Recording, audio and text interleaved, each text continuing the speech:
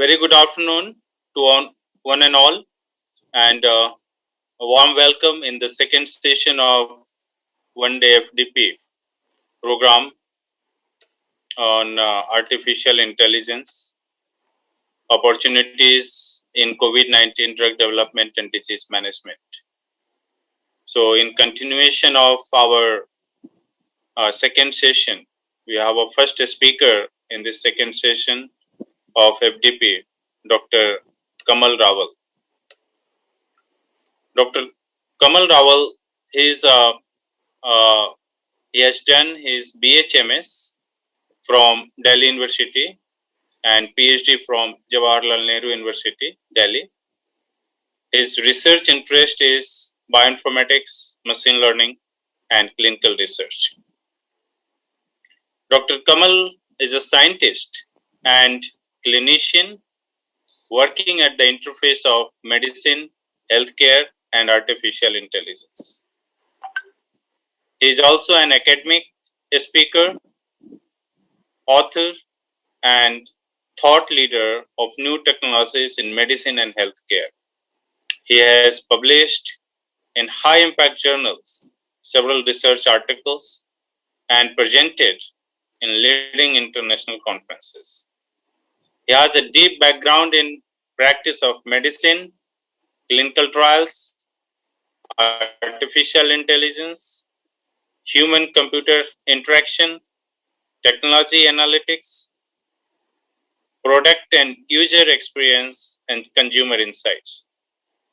Dr. Kamal and his cross-functional teams are working on the path-breaking projects on vaccine development, repositioning of drugs, cancer genomics, and COVID-19 treatment protocol. Dr. Kamal is one of the active researchers of Amity groups. Currently, he is having 3 to 4 research grants where he is applying computational approach to solve complex cancer-related or COVID-related problems. He has also provided training to the several masters as well as PhD students. So with this now, I welcome Dr. Kamal to share his research ideas. So Dr. Kamal, over to you now. Thank you, Dr. Dhruv, for generous introduction. Thank you. I welcome all the participants in this FDP. So today I'll be sharing my experiences in COVID-19, where we're working in the area of drug repositioning, clinical trial, and vaccine development technologies. So let me just share my screen.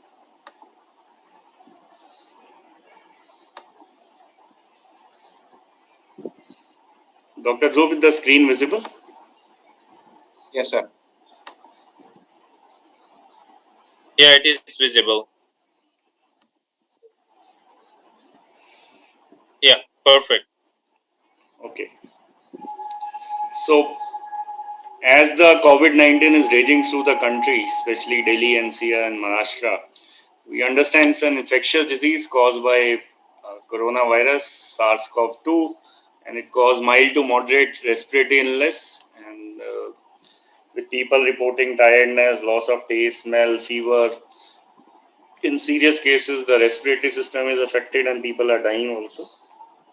And so far, many million people have been affected, over 3 lakh deaths in India.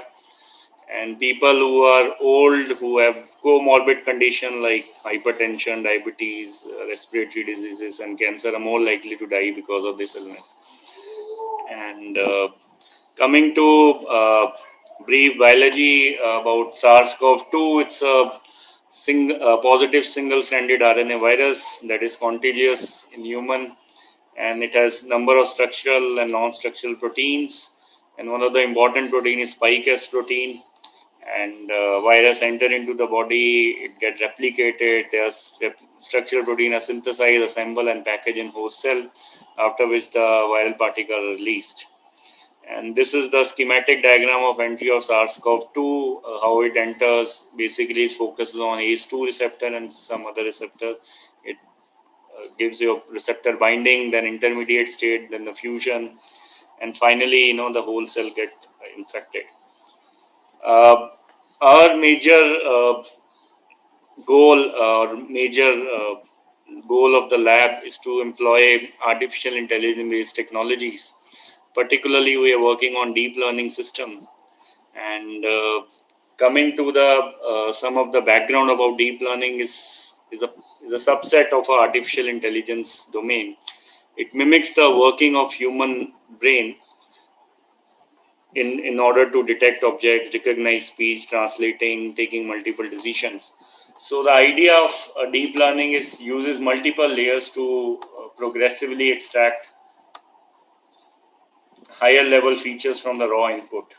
For example, it is frequently used in image processing. It is used for speech recognition in your phones. In a lot of bioinformatics domain, the deep learning is being used. And typically, the number of steps which are involved in deep learning or AI domain, one is we collect data, we categorize data, we perform hyperparametric tuning, we train our system, we test our system, we validate. So these are typical steps for deep learning systems. So this is how a classical deep learning neural network architecture looks like. For example, we give an input image to input layer. It undergo a lot of processings. There are multiple hidden layers, and we get output whether this image belongs to George or not. So all these things are taken into the steps of the multiple steps of pixel recognition, identifying the edges, identifying the combination of edges and features, and finally we club these features to give you a final output of George. So this is one of the classical way of recognizing input data set. Similarly, we can apply deep learning in patient data, which is coming from clinical or hospital domain, the omics data, the multi-omics things. So we can do a kind of a diagnosis whether a patient is suffering from SARS or COVID or ARDS, depending upon how data is available with us. So one of the project which we are pursuing in vaccine development against COVID-19 is last year we developed a multi-epitope vaccine against SARS-CoV-2 using deep learning and computational approaches. The idea was the first step of this technology or this project that given a proteome of a pathogen, we can characterize, we can rank these proteins coming from proteome of pathogen based upon number of features in order that this particular or these ranks of protein will be a good vaccine candidate or not. So even if you give 100,000 protein or thousands of protein or even the 10 protein, the system is going to rank it and give you the best possible targets that the top ranking hits. So that is the first step. And in this study, we ranked a proteome of SARS-CoV-2 and we found that spike S protein can be taken as one of the target even before people started working on that. And then we examined the presence of B cell and T cell epitopes in that particular protein. And finally, we studied the antigenicity properties and interactions of these epitopes with distinct polymorphic alleles of these epitopes.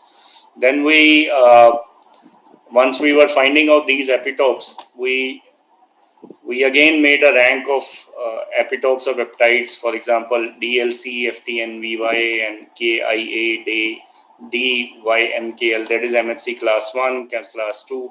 They were shortlisted at top ranking epitopes or peptides. And finally, we made a multi-epitope vaccine, and then we performed the safety and stability of the shortlisted peptides.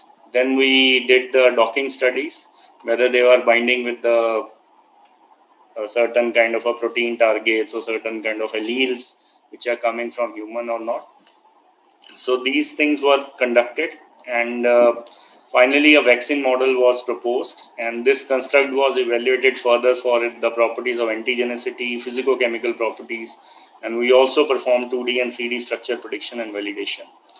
And theoretically, then we reverse transcribed this vaccine construct and we adapted it for E. coli strain K12 prior to insertion within the PET vector.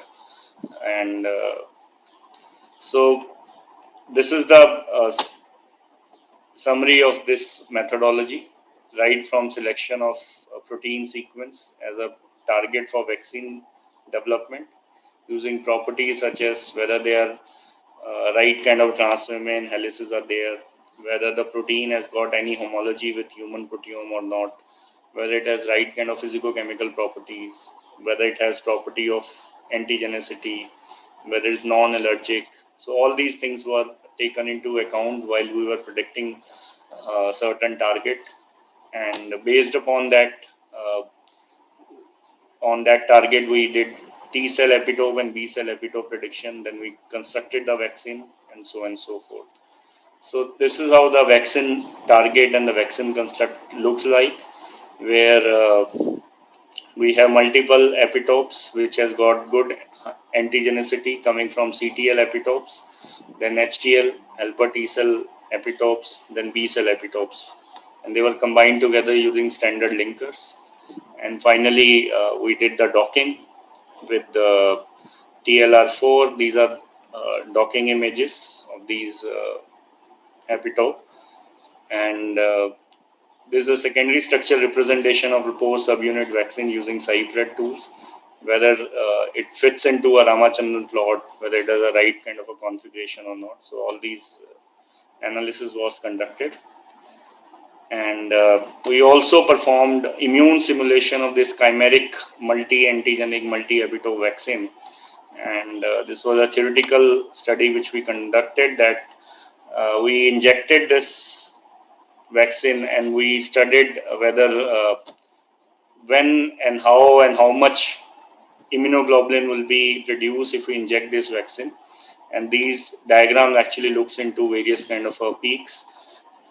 These like black vertical lines, how much changes are seen in B cell population, uh, what is the changes in T helper cell per state. So all these theoretical studies were conducted, and we found that the vaccine was able to induce or activate immune system theoretically. We are in the process of talking with the wet lab or the immunologists to conduct this study in vivo or in vitro systems. But theoretically, we made exhaustive and comprehensive view of our multi-epitope system. And now this technology which I was talking about, which we use for COVID-19, can be used in other pathogens as well. So far we have worked on over 30 different bacteria, viruses, protozoa, and all. And this is a generic strategy or the pipeline which we have devised. And for example, once you give a proteome or you enter some sequences and try to find out whether given sequence is a good vaccine candidate or not. So in strategy one, for example, we look into whether a given protein has a certain kind of a subcellular localization signal or not, whether it's a secretory protein, whether it's going outside the surface of the cell. So all these features are selected over here. So let's say we have 19,000 proteins of Trypanosoma cruzi. So we use first filter, we get, let's say 5,000 proteins at this step. From these 5,000, we give another level of filtering, that is using our subcellular localization score. Then we test whether a given set of protein which were filtered in the previous step had any homology with human protein, because if any protein which has homology with human protein cannot be a good vaccine target, because it is likely to induce autoimmunity or cross reactivity kind of problem. So we need to filter out those proteins which were showing even of like 30% homology with human proteins with E value 10 is to power -5. So we are filtering out those. So let's say we have 500 such protein filtered out after step 3. Then we perform the stability analysis. Then we perform the allergenicity, then antigenicity, and then addition prediction. So every step we were filtering out. And once we are filtering out, we reach to, let's say, 10 or 20 or 100 molecules. So those can be taken further for wet lab analysis of our vaccine design and all. So this is strategy number 1. Then strategy number 2, you can change the order of this. For example, you can remove the subcellular localization filter and start working directly from non-homology filter. And the idea of removing this filter is to include those protein which are intracellular also. So we are not only working on protein which are secretory or extracellular. We can also use protein which are within the cell itself. So that is how researchers can remove the certain filters. A researcher can change the order of those filters and reach to certain targets, and those targets can be used further as a vaccine target for further analysis. So similarly, we have multiple such strategies in our pipeline, which we call Vaxilan pipeline, and this is the exhaustive list, which we call. You can enter the genome, you can enter proteome. The pipeline will screen through a number of different features, and number of different bioinformatics tools will be used for analysis. They could be biological features, they could be physicochemical features, and based upon that, the top candidates would be provided. Even if you give whole proteome or whole genome, covering thousands or millions of initial data set, it will come to a certain small subset which will contain or which will be enriched in targets which are going to be good vaccine or drug targets. As a proof of concept, we not only worked with SARS-CoV-2 or we worked with Trypanosoma cruzi, we also worked with Vibrio cholerae, Plasmodium falciparum, and or Plasmodium vivax, Leishmania. In all these scenarios, when we were reaching to the last subset, we tried to do literature evidence, because we cannot do a lot of experimentation. We didn't have resources, but on the hindsight, once we have the subset, we went back to literature and tried to find out, okay, this is my output which is produced by my pipeline.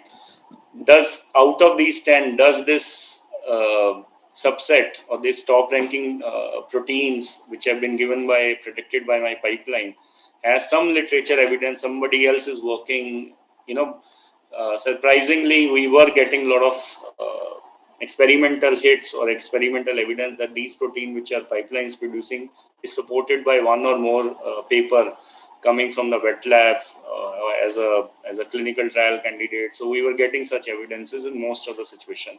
So that gave us a lot of confidence that our system is working and producing right kind of targets while we are filtering through various strategies and all.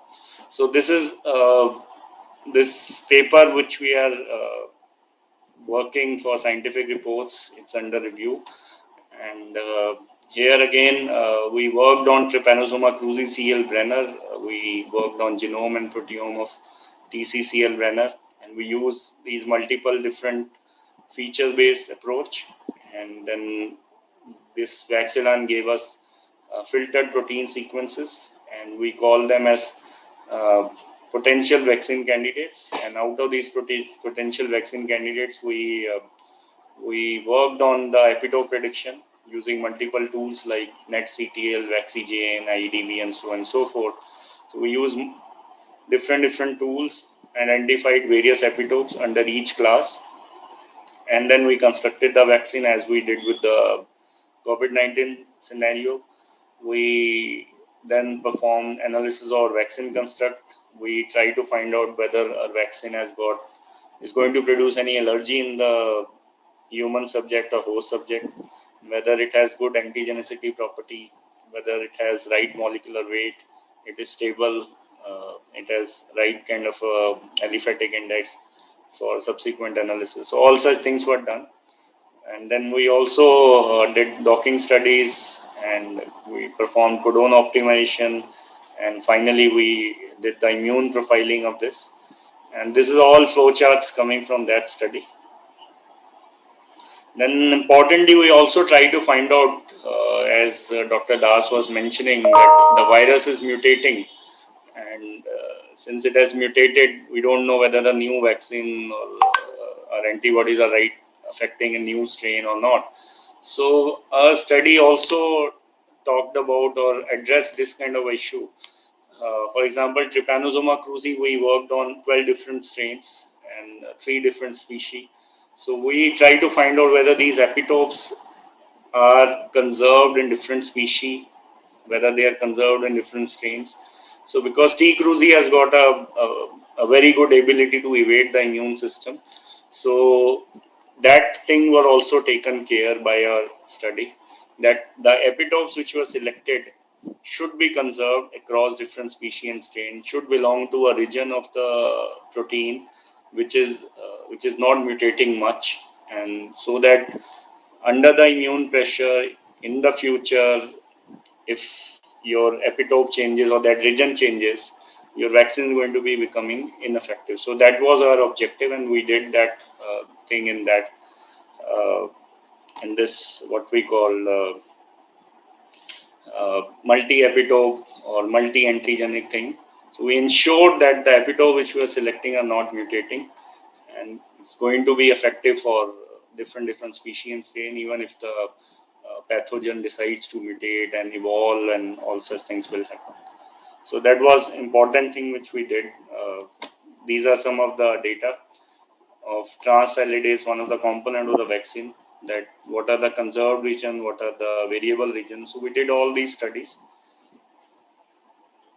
And this is the again one more model of vaccine construct against Trypanosoma cruzi.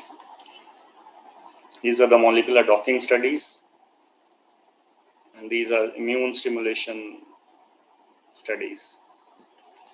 From here, from this modeling of this thing, we proceeded further with is to make another deep learning system which we call VaxiDL, and this is a web-based system freely available for academics. And the idea of this web-based tool is to provide classification of protein sequence into a vaccine candidate or a non-vaccine candidate using a deep learning system. So that was our objective of designing such kind of simple tool, where you don't have to do a lot of analysis and all. You just enter the sequence and finally the answer comes. So you are not worried about how many features did we use, how much analysis went back and all such things. So we simplified the whole story for the academic or researcher. So we call this tool as VaxiDL. And this has got web-based interface, and this is the workflow how we devise this particular system. We started with briefly data collection. We annotated the proteins. We went back into feature selection, data set preparation, pre-processing of data. We created the deep learning model. We performed hyperparametric tuning, which I mentioned in the second slide. And we did a lot of training and validation and testing, and finally probability calibrations and all. So the first task was how we collected data. So we went through literature mining. We did a lot of, we read through different papers. We used text mining systems to extract all the possible antigens which are reported in literature as all those proteins which had some or other experimental evidence. And different papers were selected. For example, Hisham in 2018 or Russo in 2019. Each paper gave us different amount of data, different quantity of antigens, which we label as positive. So any positive means it has got capability to invoke immune system, and it has some or other experimental or clinical evidence against that particular antigen. So similarly, we also selected control or negative data set because in biology or even in any experimental system, we should have positive as well as control or negative data set. So again, these are the protein which did not have any experimental evidence, so they are not capable to stimulate the immune system, or some or other mechanism ensures that these are not good antigens or they are not good vaccine candidates. So this is how we collected the data, and then we also went through various other sources like Protegene, Uniprot, and some other standard databases which were available in protozoa, viruses, and fungus also. And then we went ahead with all this positive and negative data set to annotate them Now we performed annotation in two forms. One is biological feature annotation and second is the physicochemical feature annotation. Biological features were less, over 24 or 25 features were there, which some of them I already mentioned in Vaccine story. The physicochemical features were huge. They were in thousands. Over 9,000 physicochemical features were there. And some of the biological feature I'm just showing it on my slide, whether the protein is localized, whether it has got addition property, how many cleavage site it has, how many transmembrane helices it has, whether it's stable or not, the MHC class 1 ligands, the molecular weight. And physicochemical properties were huge, which you can see. And for example, transition, dipeptide, tripeptide, moron, and all such things were taken. So finally, we, after doing this feature selection, so we also reduced the number of features from 9,000 to 1,400 because not every feature was important. So we used standard systems of ROC curve comparing the positive and negative data set. And we reduced from 9,000 plus features to 1,400 plus features. So the features which systems said that they are not going to be discriminatory enough to discriminate between positive and negative thing was filtered out. So we didn't use it for the final analysis. And finally, we started working on divided our data set into training and testing data set. And then we performed the data pre-processing using standard scalar libraries. Then we moved ahead with creation of model and model hyperparametric tuning. And over 1,900 different neurons were used. And we used leaky, ReLU, batch normalization. And the final output layer had two neuron, whether it's a vaccine candidate or not. That is a two class which we are looking at, vaccine, non-vaccine. So that was output layer neurons. Apart from that, we also used softmax activation and constant bias initializer, then ADAM optimizer, and a lot of other technologies were used in our deep learning model. Then we also performed additional steps or experimentation to overcome the overfitting issue at the level of model, at the level of compilation of model, or during the training we use different strategies. Then if you had observed, our data had more positive and less negative. So we had used a system to balance our imbalanced data. And we used standard libraries of scikit. We worked with class weights. Then we used Keras tuner for hyperparametric tuning. And this is how the initial parameters of our model looked like. And these are various parameters or features which were used in deep learning system, along with their optimal choices and units which were used during the training and testing.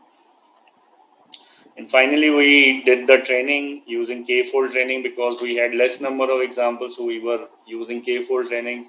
We were picking up certain section of the training data set, use it for the training, put it back into the system, again pick up another non-overlapping or overlapping set from the system, and again retrain it. So we were doing it again and again so that we were taking into account that even if we have less number of examples, we have a fairly robust model after the training system.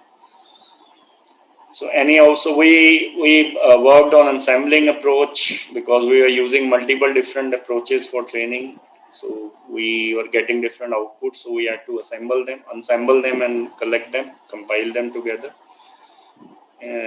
So each model of training was producing some weak classification. So we combined these weak classifier to build up a consensus and made a strong classifier. And then we tested our system on independent data set. And this is the accuracy which we are observing, which range from 90% plus. Sometime we were getting 92%, 97% based upon different features.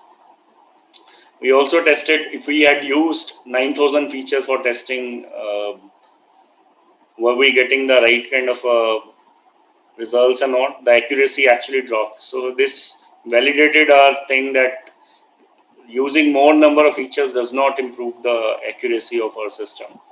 So 1400 was the appropriate amount of feature which were used.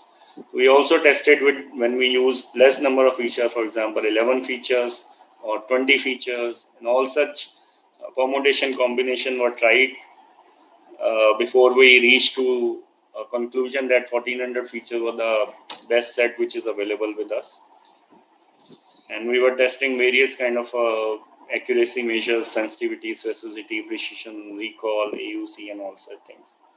So we also plotted ROC curves, and we found that our model was performing well on independent data set. It was producing accuracy of 90 to 95%. These curves are actually representation of what I just showed you in the previous slides. We also performed some other additional analysis, which I would like to not like to explain further because there's time constraint. There was a reliability diagram, ECE scores, and all such things.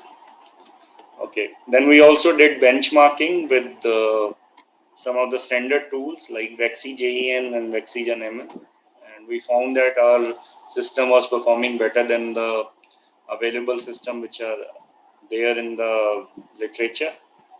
So, for example, viruses we were doing very well. For protozoa, we were again better, but less than that of VaxiJEN. And we also tested our system on some of the vaccines which are there in the market or which are going to enter into clinical trial.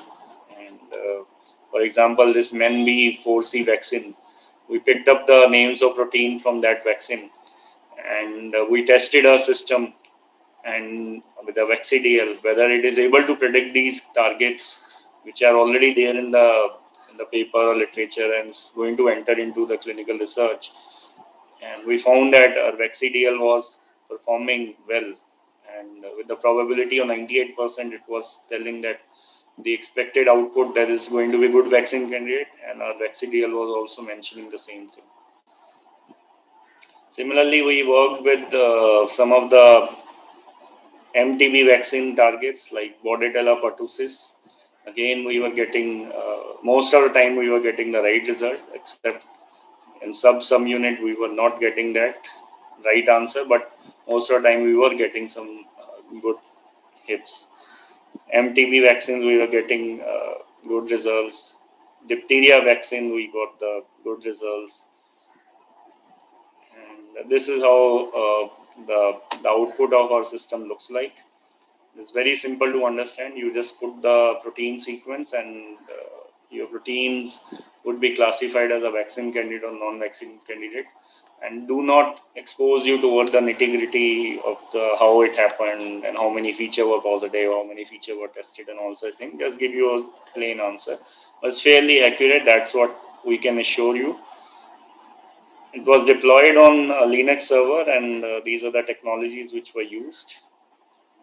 Usage is pretty simple. You just enter your sequence in the FASTA format and wait for the results to compute. And this is how the answers would come to you with a confidence score, whether a given protein which you have entered as a good vaccine candidate or not, and how much confidence you have for that particular answer. Then one of the other projects which we are working is of clinical trial against COVID-19, and where we are working with on 18,000 patients, and we have collected data of those 18,000 patients, and before starting those 18,000 story, which we have just finished collecting and analyzing, we worked on 221 COVID-19 patients in Delhi hospital, and most of these patients were mild or moderate in nature. And so we attempted to apply artificial intelligence first time in this area of domain. And this is first the descriptive statistics and different age group. If you can see, most of the people who were suffered from the COVID-19 range from 21 to 50 years. Very few children. That is initial data, last year's data. And very few old people were there. Male and female were mostly similar, but males were affected more. This is the data for comorbidities. What are the problem people have faced who suffered from COVID-19? Diabetes mellitus, hypertension were the top ranking comorbidities in male and female patients. And these are the various symptoms which people have reported. In females, the cough was the predominant. Again, in the males, the cough was the predominant. So there is a statistics which our system has produced of various symptoms, fever, sore throat. So that is a story last year with less number of patients. And then our collaborators prescribe certain non-conventional medicines, and we figured out these are the medicines were prescribed rhinia, arsenic album, and so on and so forth, based upon their symptomatology. And different allopathic medicines like antipyretic, anti-allergics, cough syrups were prescribed in so many patients. And this was a distribution of treatment which was given to the patients, allopathy, homeopathy, and both. And this is the average recovery rate. This is a very rough data. When they use both treatments, people were recovered in average 7 days, and with allopathy 8 days, and with homeopathy again with less. So the idea was, if we combine both these treatment, are we getting better result? Are they getting out of the hospital sooner? And that was the end objective of this study was. And whether they were, how many of them who entered into hospital actually ended into ICU or a serious condition. So there were very few who took these treatments and also. So we plotted, we had multiple data, multiple feature points, patient age, gender, what medicine they were prescribed, their height, their weight, their symptomatology, and the testing mechanism. So all these features were clubbed together, and we try to correlate whether, if we have, let's say, 100 such clinical features, can we predict which medicine would be prescribed by the doctors, by even, we were trying to, mimic how the doctors are going to produce the prescription and all. So that's what we did. And we plotted again ROC curves on different medicines. And since the data was less, over 150, 200 patients were there, though we were getting encouraging signals under AUC, but the accuracy was not that great to proceed further. But this gave us a kind of a framework platform. If we have more number of patients and data and everything, so tomorrow, even without, even if the doctors are not there, doctor do not want to enter into COVID-19 ward or see them face to face, we can collect the data, clinical features using phone and all, and our system can also do a recommendation. Okay, this medicine will be suitable or that medicine will be suitable, because the system has been trained on certain number of patients and all. So that was a AI based system which we applied. And this is the current data which we are still working on. We have over 18,000 patients data available with us, and this is the dashboard which we have prepared. And so far, again, in 18,000, we are seeing the similar distribution of 55% were male and 43% are female. And these are the various kind of testing which was done, whether they were RAT negative, RT-PCR, antibody, how many of them were symptomatic, how many of them were asymptomatic. So all these distributions we are still studying. So this is an initial look of the data. And we are trying to apply AI-based technologies in a larger data set to solve COVID-19 problem for prescription, for finding the right medicines, and so on and so forth. Thank you very much for invitation, and I am ready to answer any questions. So thank you so much, Dr. Kamal, for sharing your such a extraordinary work that you have done on COVID-19. It's really great, and not only to just your work to help you to find out a product or to develop a product, but you have developed a server that can help thousands of other scientists, those who are working in the development of vaccine against COVID-19, the VacciDL server that will help other scientists to get. So you have done really outstanding contribution in COVID-19 research. Another work that you have shared that is really very good, the AI-based, the patient handling based on their symptoms, based on their whatever the criteria, the parameter, the patients they have, how one can get artificially trained prescribed medicine. So this is really very good, and the excellent approach I can say, because nowadays people are afraid to see patient in person. So on call advice you get from the doctors. In that case, if you have a system something like that where you put all these informations and you can get prescribed medicine directly from the system based on uh, uh, the data that you provide to the system, artificially trained, intelligent trained data. So that is really a great approach, I would say.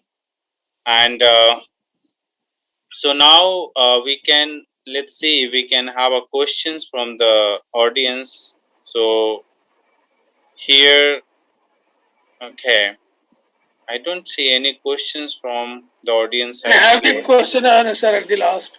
Oh, okay. Another So talk. yeah, so we'll have a question answer session at the end. There, you would like to comment anything, Dasar?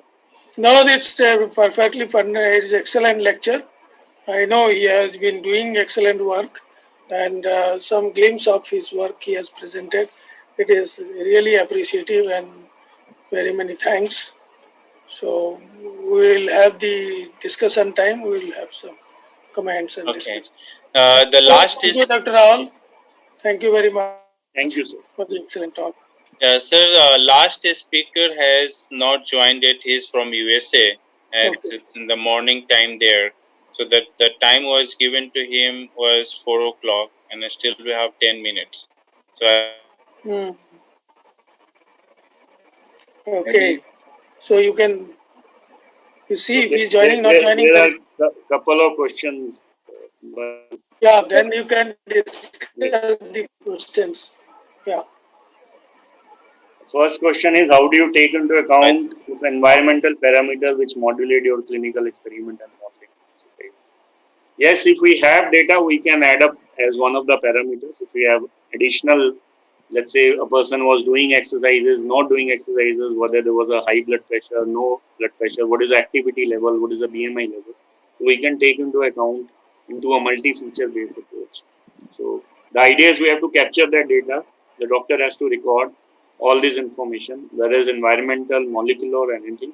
A system is capable of taking epidemiological, clinical, environmental, or any sort of data which can correlate with the COVID-19 occurrence or its severity, whether the patient will end up into ICU or not.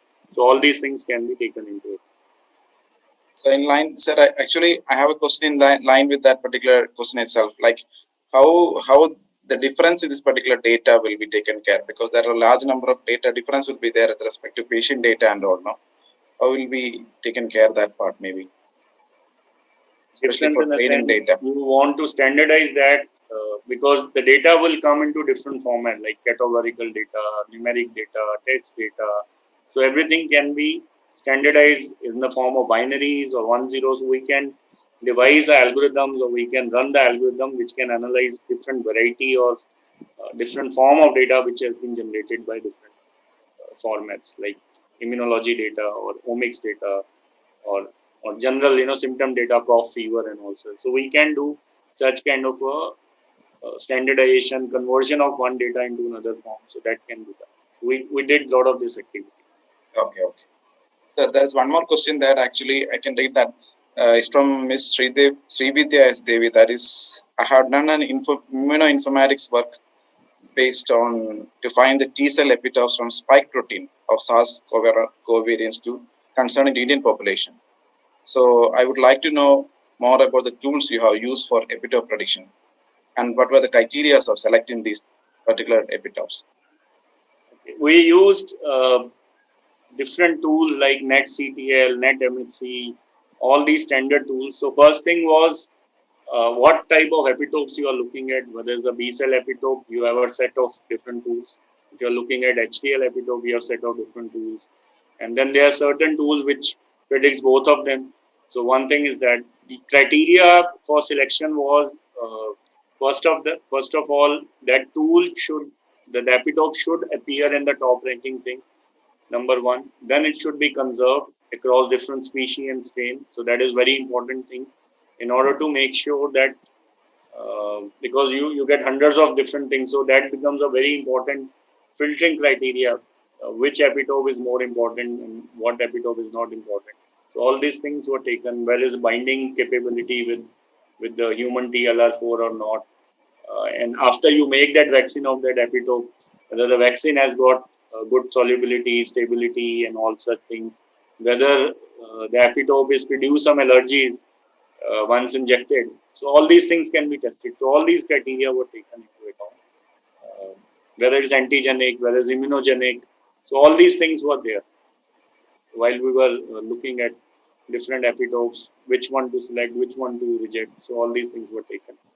So then number of tools which are available online to do that. Which software has been used to deploy deep learning in your research? Yes, from Arun Prem. From MACFAST.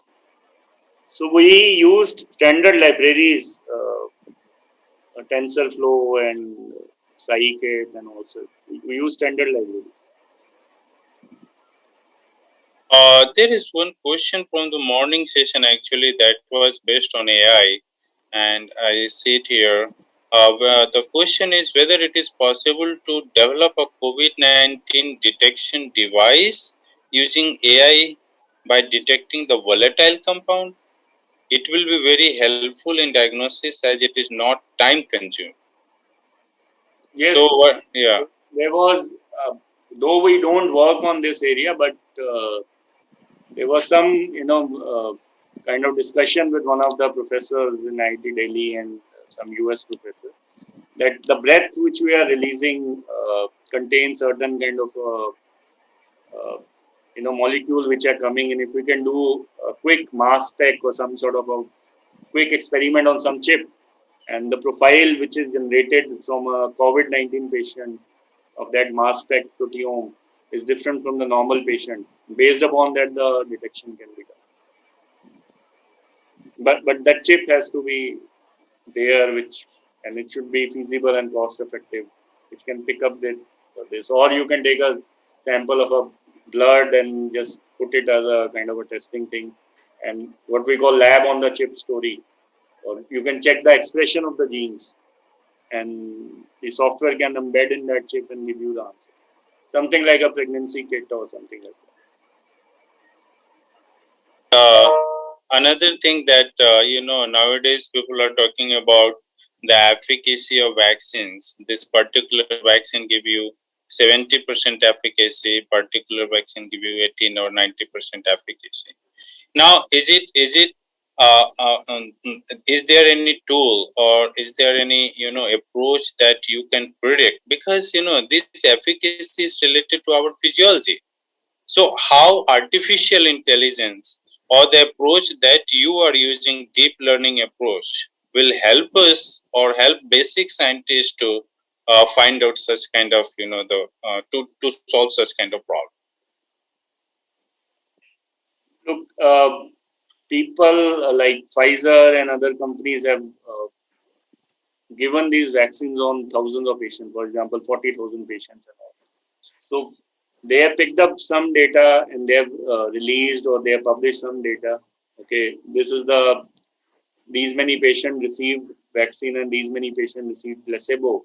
And out of those who received vaccine, how many had suffered from the COVID-19 even after taking the vaccine. So that is a very critical, important data. It's a 20,000 patient you gave the vaccine and 500 suffered from COVID-19, and 20,000 control patient who got the placebo during the study, and out of them, let's say 5,000 got the COVID-19. So there's a significant shift in the distribution. Like 5,000 who did not get the vaccine got the COVID, and only 500 who got the vaccine still got the COVID. So that difference of statistics helped them to reach that, okay, this is a good vaccine. And then again the prevalence or occurrence of side effect and control versus the vaccinated group, the placebo versus vaccinated. So this data is there. Now, how AI can be applied retrospectively is to go back, look into the data, what kind of patient, what kind of epidemiology profile they have, what is the gender, what is the age, what is the height, weight, what were the symptoms, were they smokers, not smokers, drinkers, not. So all this data can be fed into, and if there's something which is there hidden, which people have not analyzed so far, can help us to tell whether who were the responders of the vaccines, who were not responders of the vaccines. And even after taking vaccine now, these days the reports are coming, people are getting the COVID-19, and how many of them are actually landing into ICU, how many are actually having the mild disease, asymptomatic disease, or so all this data can be correlated with a lot of other factors. One thing. Secondly, we can also study their immunological profile. One of the study which was published in Lancet Microbes was recently. So these people tracked around hundreds of patients over 6 months, 8 months to see how their immunological profile varied in last 6 months temporally. What antibodies went up, and if they suffered from COVID-19, the antibodies were made in the body, and what happened in next 6 months, in last 1 year. So they found that in 6 months the antibodies tapered down. What were the factors which were influencing this tapering down? What were the factors which were maintaining those antibodies? So all these things are very important things which can be fed into AI system, and AI can be applied easily in these situations and tell you these are the things, these are the features which are favorable for maintaining the antibodies, and these are the features which are actually making sure the antibodies are going down, and also things can be correlated. So these prediction models can be developed once we have data and we start looking or collecting data in that direction.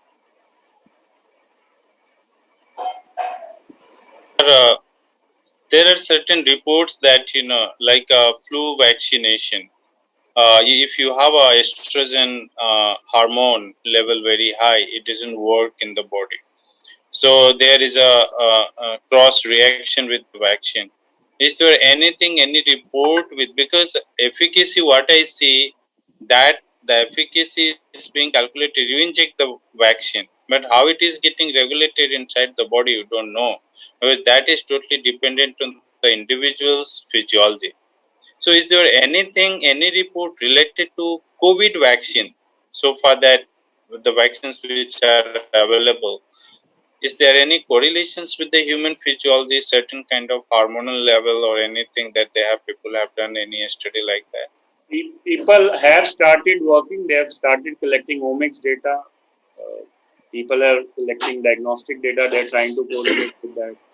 People are looking at gene expression data, immunological data. So people have started working and trying to find out in different things. There are reports, but I can't specifically tell you offhand, but people are publishing extensively in this direction.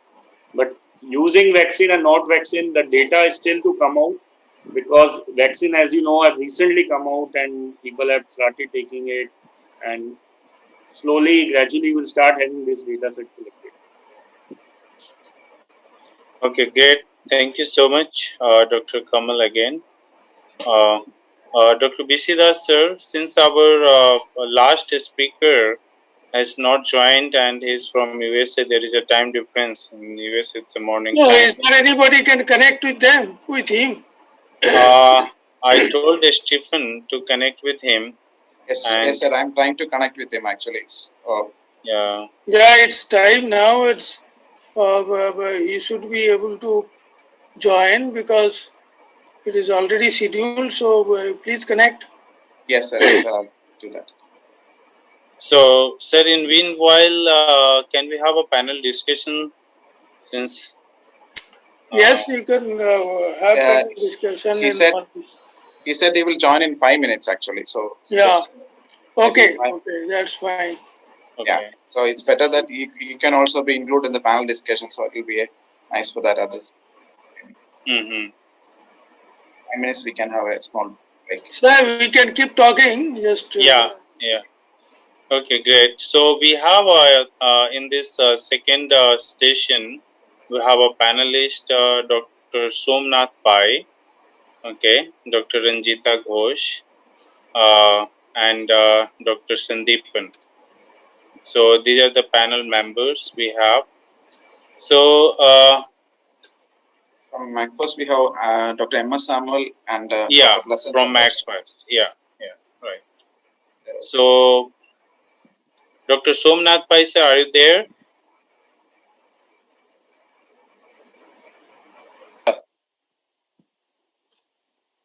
Yeah, good afternoon, Good sir. afternoon. I am here. Yeah, so Dr. Somnath Pai sir is in AIVI Amity Institute of Virology, and he has a vast experience, working experience in virology, and he's also coordinating virology group that we have in Amity University. So, sir, you'd like to comment anything on this COVID vaccine?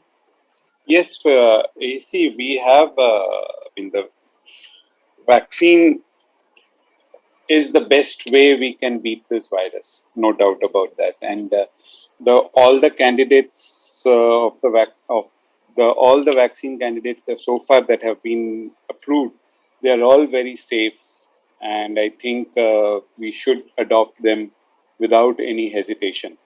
So they are the way forward there. When we have seen from the data that's shown this morning by Dr. Anup that the how the countries that have successfully vaccinated have brought down the curve, infection curve, so drastically compared to those countries that are yet to reach a substantial vaccination levels in their population. So I think vaccinations would be the way to go forward, and we should encourage all around us to get vaccinated and prevent all the anti-vacciners from creating confusion in the population, okay, so that we can make our efforts. so Somnath, what is your comment? Why it failed in India? Why the vaccine failed in India? Yes, because it is now 3 lakhs, above 3 lakhs infection.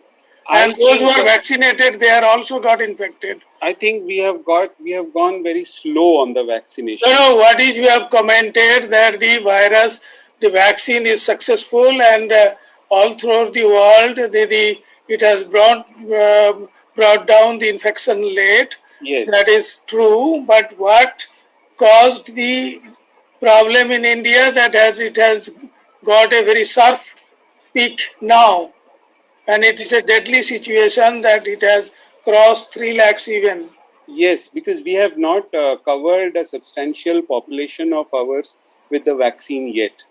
And we are No, you compare this thing that the earlier we had successfully brought down with the lockdown and all, though this time lockdown is not there, but then we have introduced vaccine and which has more than 12 crores people have been given vaccine.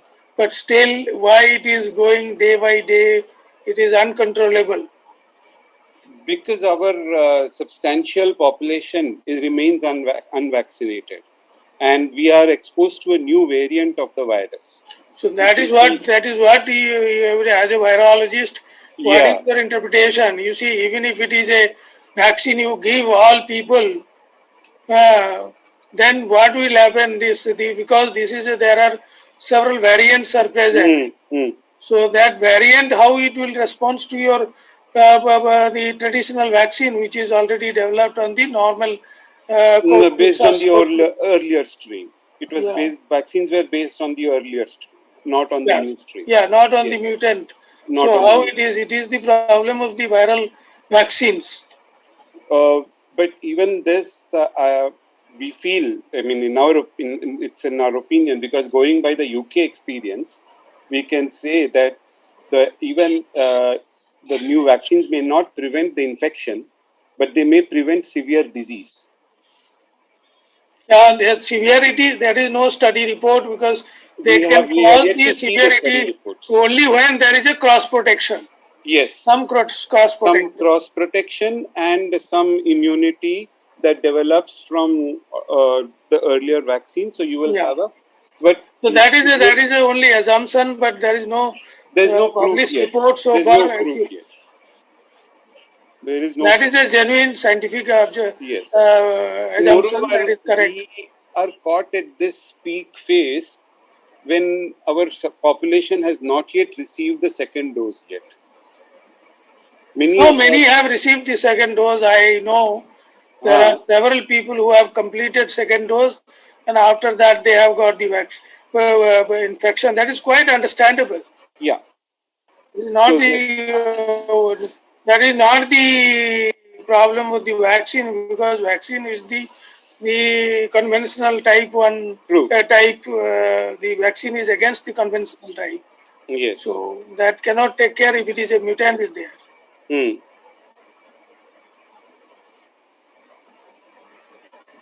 So this is what. Is there any way? Major reason for that, I think. Yeah. So, like, it's also this question to Dr. Kamal and Dr. Somnath Paisar is here, Dasar is here. So, is there any way to use bioinformatics tools to predict all these mutations that which are arising? This morning we had also discussed. So, how we can predict this, forthcoming mutations which binds the change the epitopes, the binding epitopes, and accordingly can be develop any vaccines like that which can tackle all these possible mutations which will come in a new variant or whatever the mutation which are happening. At the protein level, you can design a drug molecule, but when you talk about vaccine, it is really difficult. So what's your opinion on that, sir?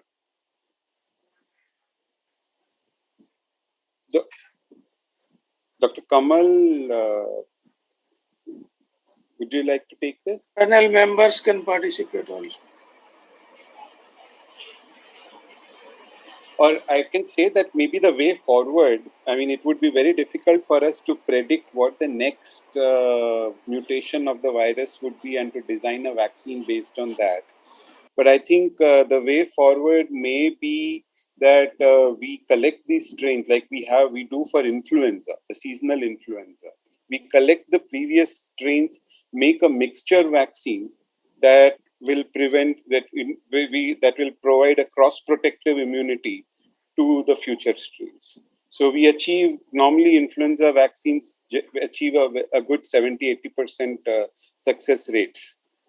So we can probably use that approach, but I'm not sure if we can make a predictive. So Dr. Pai, you are talking about generations of vaccines, like first generation, second generation, third generation vaccines. Like each time the vaccines will have a wider number of epitopes, like polyclonal. So don't you think that the specificity would be lost, which would be given to more kind of monoclonal approach, which is highly specific to a single strain? Specificity may not necessarily, because if there is a cross protectivity, it will protect the from the future infection also, because especially if we use a multiple epitope vaccines.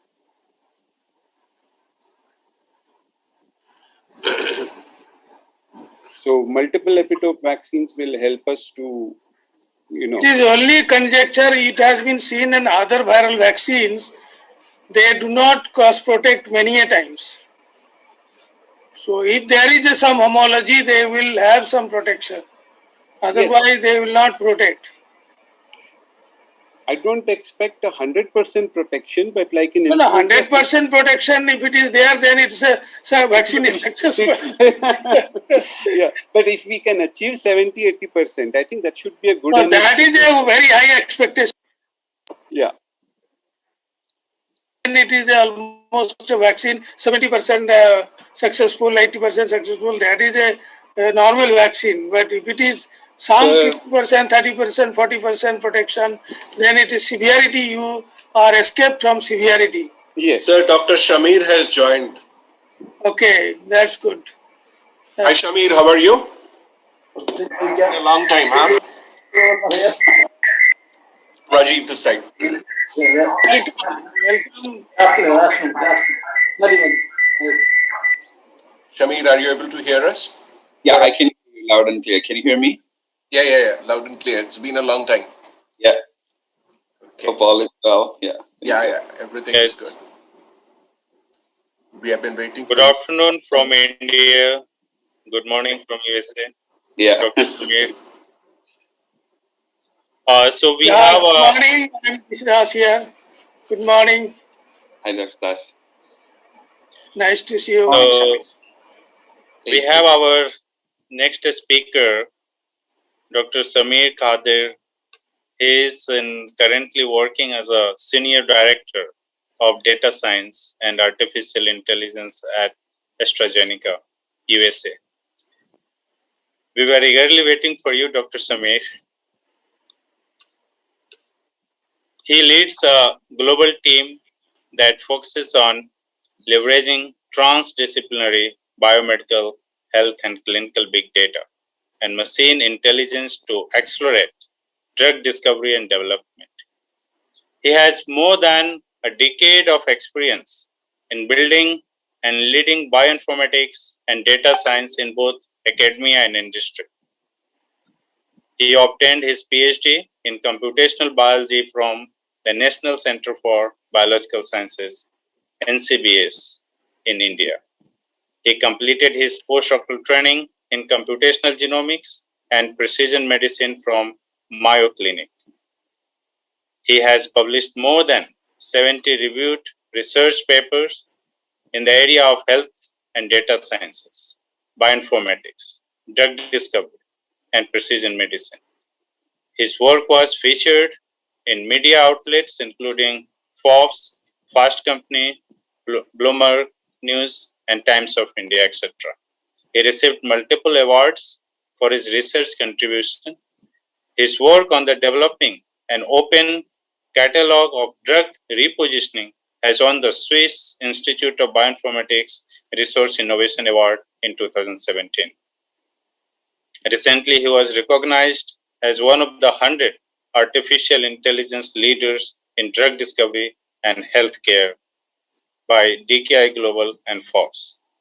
He has delivered hundreds of talks, including TEDx talks on a public platform related to bioinformatics and data sciences in health science.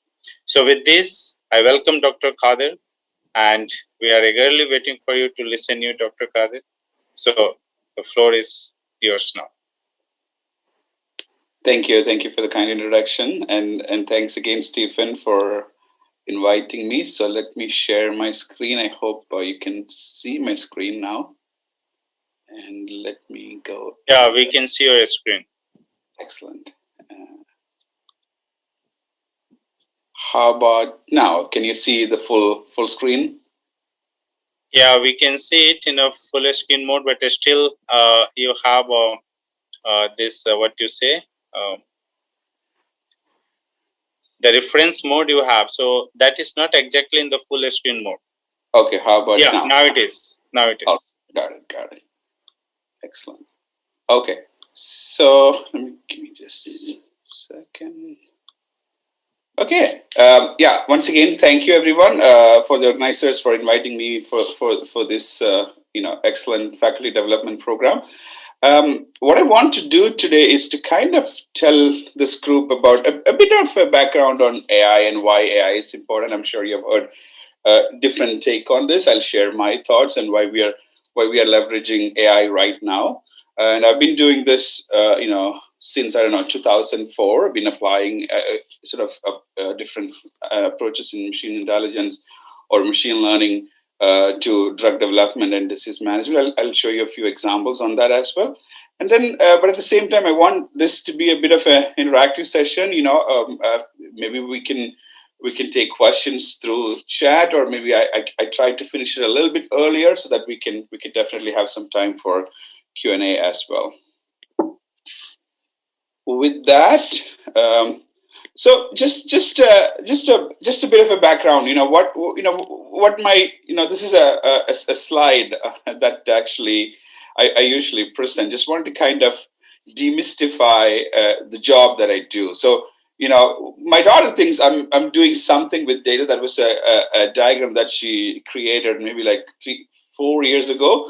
Maybe now her perception would be different. And then Harvard Business Review was saying that it's one of the sexiest jobs of the 21st century. But what I do really is a combination of computer science, math, stats, and domain and business knowledge. And in that, people often kind of undervalue that domain and business knowledge. But in this case, it's basically life science, life science, pharma, or biotech. That's what I do, and it's a combination of that. In a way, I've been trained in sort of classical bioinformatics and computational biology. I've been doing this for some time before the discipline was called data science or anything. That's a relatively a new term. So this is in a way what I do.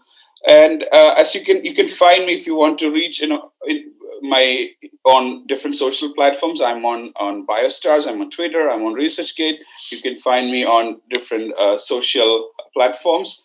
Just as a disclosure, I won't be talking about any sort of projects that are with conflicts of interest. I've been a consultant for a variety of companies, and I'm currently a full-time employee of AstraZeneca. And before we get started, the public health relevance of this particular talk is really to show that data-driven methods that use AI algorithms and real-time variables could potentially, in a hypothesis-free approach, could help to find new targets, therapies, and indications. And they also help accelerate the identification, access, and delivery of therapeutic strategies for patients at higher risk.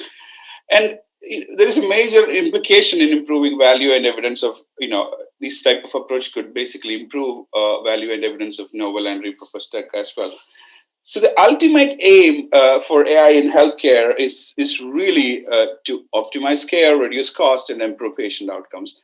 But then, today's a bit of a sad day for me, to be honest, with all the data that we have on COVID, with all the global data that we have been collecting on almost an year. We are, in different parts of the world, we are actually failing. We're not able to leverage them and use them in a way that will be able to, potentially save human lives in a way. So I strongly believe, even though we have the best data, we have the best algorithm, somehow from that to policy, somehow from that to the messaging part, we still have to be a whole lot better as a community collectively.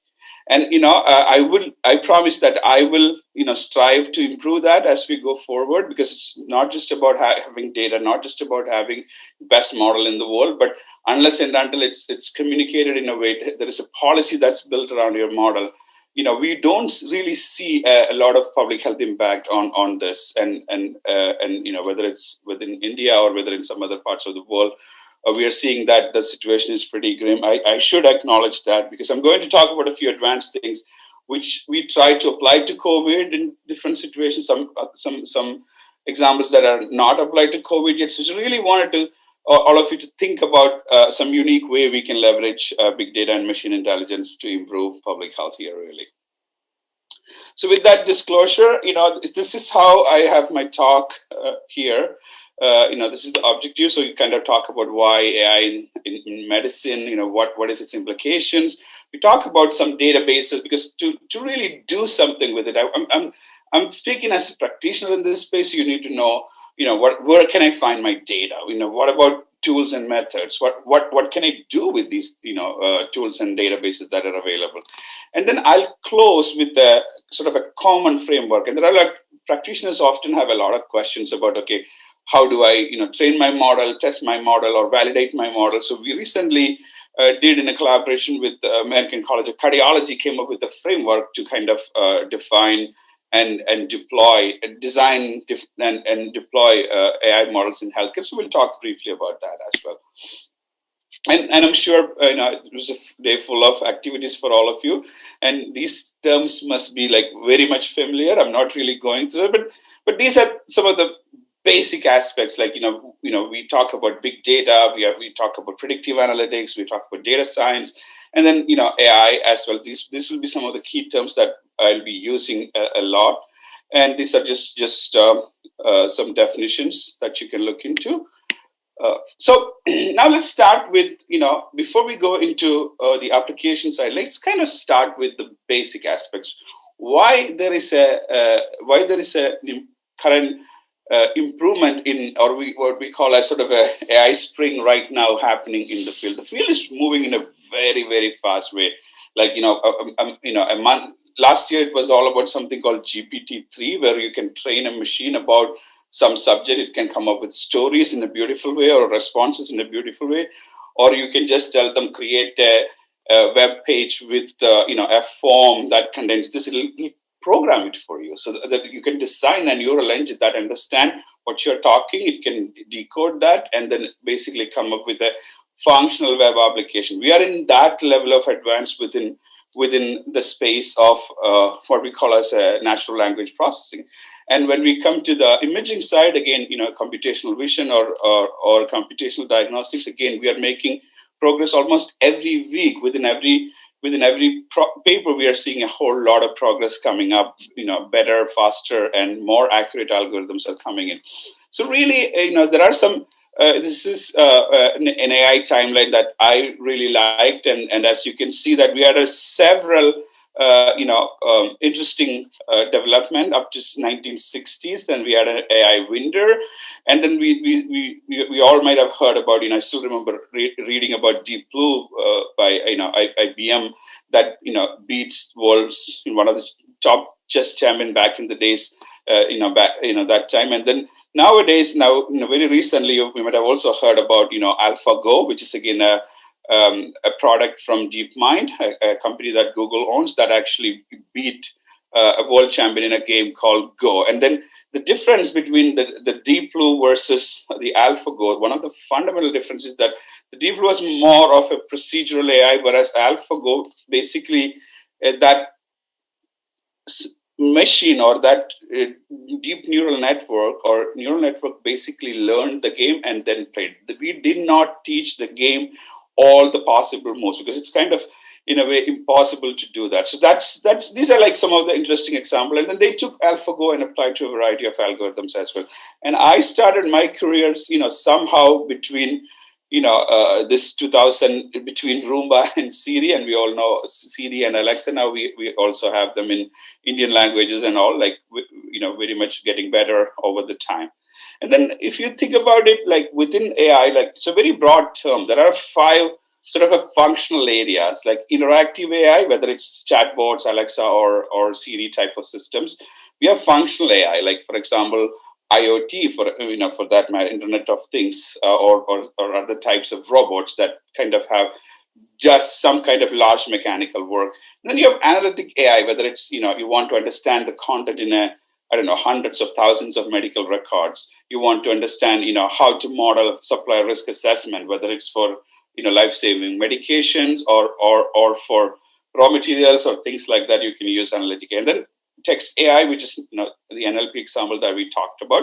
And then last but not the least, the visual part. So your computer is not your computer is not simply something to just quote unquote compute, but it can see, it can analyze, it can understand text, and it can also do interaction and functional actions as well. So that's where this is one of the reason we have a lot of progress, and this is all possible. If you want to access AI and AI systems, back in the days, you may either need, a paid software like MATLAB or maybe access to cluster. But now, if you have a credit card and then you can spin your own, a cloud instance and get all of these advanced AI functions, with literally a line of code into your application. So not just to the technology evolution, but then at the same time, adaptation or the adoption also became very simple, and access to these technologies also became very simple as well.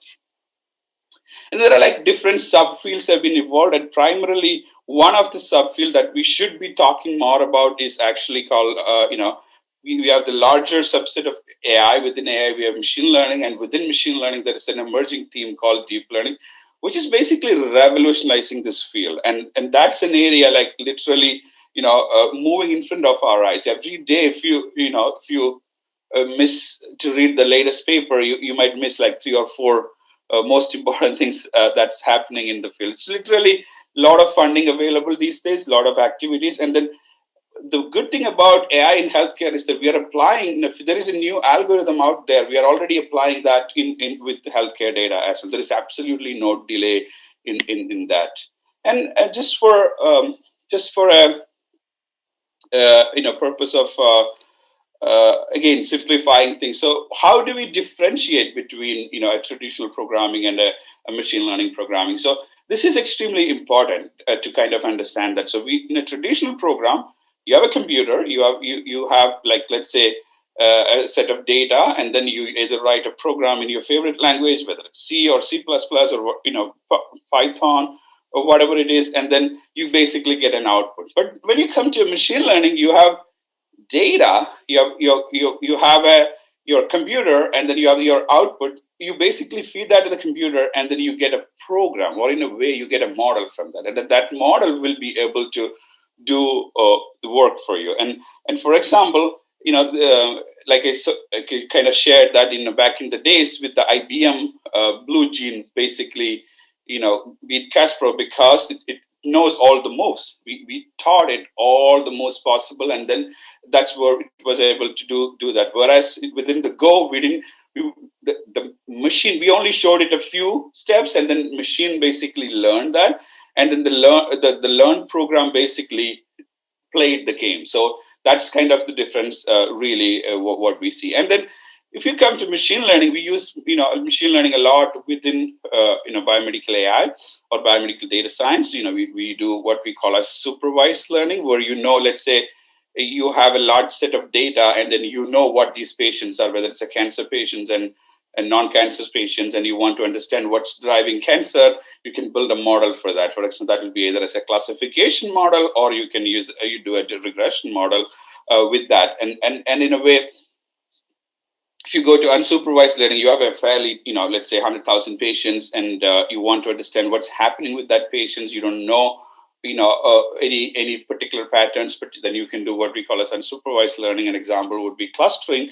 And then there are also like technologies like or algorithms and methods like reinforcement learning that can do a real-time decision making or learning task in a reinforcement learning sort of approach. These are some of the emerging themes again right now. I'm not covering transformers or anything today, but this is some of the basic aspects in machine learning. I don't know if anybody's asking questions on chat or anything, but anyway, yeah, I can now see that. Okay, so whatever. So in a way, let's just let me take a few seconds here.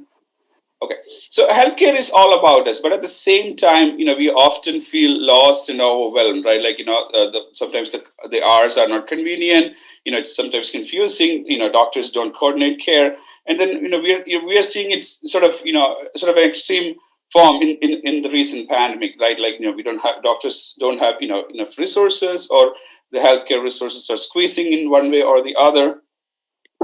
And then, in a post-pandemic, these slides are in a way, not really considering the COVID situation, but even without COVID, healthcare is a significant part of our economy, as you can see that, Netherlands for 9.9% of its GDP, and then it's a bit older data, but as you can see that, India spends only 1.3% of the GDP, and then. One interesting this has improved. Pardon me, this has improved in the post-COVID scenario to about 2.5. Excellent. Thank you, Dr. Rajiv. Yeah. You might want to update it because post-COVID since last year, enormous amount of trust has been here. Sorry. Okay. Very good. Thank you. Yeah.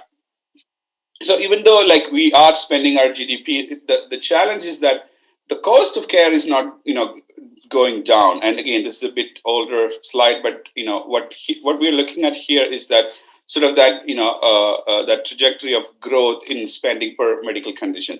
So we often say that we have we live in a world where technology is improving, technology is becoming affordable, but then the cost of healthcare technology is not really going down. And then the average cost is increasing as well. So, whether it's, you take an example of, the CMS expenses in the United States, or if you go average expense of hospitalization in, different cities in India as well. So kind of going up in one way or the other. So what can we do about this? Can data help? Can machine learning help? Can machine intelligence help? So one way, there are like a lot of theses around this. There are different groups and different scientists have different opinion on this. So one of the way that I personally think, and then we have written a sort of an opinion piece on this again with the JAC Basic in Translational Science, in 2017, is that we still follow what we call as a standard of care approach. There is nothing wrong with that, but then at the same time, we have a physician doing a clinical evaluation. Based on their experience, they recommend a drug for a patient. So we rather get a generalized recommendation to the patient. But if we can apply some amount of sort of precision medicine principle, and without hindering the cost a lot, because if we want to scale this for across primary care or across populations in the world, cost should be accounted. And then using a minimal approach, sort of a minimal machine learning strategy, you can identify patients who could be a better responder for one class of therapy. And what we have here is that we've defined therapeutic space for hypertension. So you have a lot of different types of drugs available for reducing hypertension. And then what we are suggesting here, if there is a way to kind of match your patient population to an ideal therapy with an optimal response with safe and efficacy, safety and efficacy profile, that sort of an approach, the data-driven recommendation, clinical review, and decision making would really be helpful. So and then so in a way doctors will still decide, but at the same time we can provide an additional layer that would help with what we call as data-driven disease subtyping and patient stratification. So it's really like we've all been in that space, right? Like we go to a doctor for something, and then he recommends a first medication. Either it's not working for us, or we get some kind of a unpleasant response, and then we go back to them. They change the medication. I'm sure we all been there and done that. But instead of doing that, given that we have this massive amount of data that we have right now, around the world for patients and potentially their responses, we could potentially move to more of a from these try and switch approach to a personalized and data-driven healthcare delivery. And then if you come to is that the only application? No, obviously we can do a whole lot with with this approach. And whether it's diagnosis, you want to identify what is that disease, and then in some cases it's very easy. We can have a point of care test, but some cases it's difficult, like whether it's a rare diseases and all, very difficult. Even if you have a disease, sometimes doing the subtyping is a bit challenging. And these days we often talk about precision phenotyping. And then another trend that I see a lot in the field is disease sequelae prediction. Like even though if patients have get COVID, who's going to be a long COVID, who's going to be critically ill? Can you predict that? That sort of information. So diagnosis is extremely important. And interventions like, whether it's therapeutic, surgical, sometimes you just need a wellness coaching, maybe a behavioral change that could lead to better outcome. How do you, triage your patient population in that way? So that's actually important. And then outcome assessment, can we assess, using the kind of data that we have, can we have a better grip on clinical acuity of patients on, let's say, on the hospital floor? Can we understand, hospital readmission rate, like, things like that. So really, like, can be applied depending on the availability of the data and the general, interest. We could potentially apply this to a variety of problems. And then I want to kind of leave a thought with you before we go and see some examples. We have automated cars. Like I can say, if I'm sure if you've heard about cars like Tesla, and then I'm sure in India too, we have several brands now can do semi-automatic. Cars can literally drive on its own, with limited human in the loop sort of situation. But we don't have seamless healthcare and wellness. Just think about it. Why is it that's not the case? I would like to hear from you, and then why we don't have seamless healthcare and wellness, even though we are sort of collecting a lot more data now, and then we have a lot more advanced machine learning strategies these days. Why we have automated cars but we don't have automated healthcare?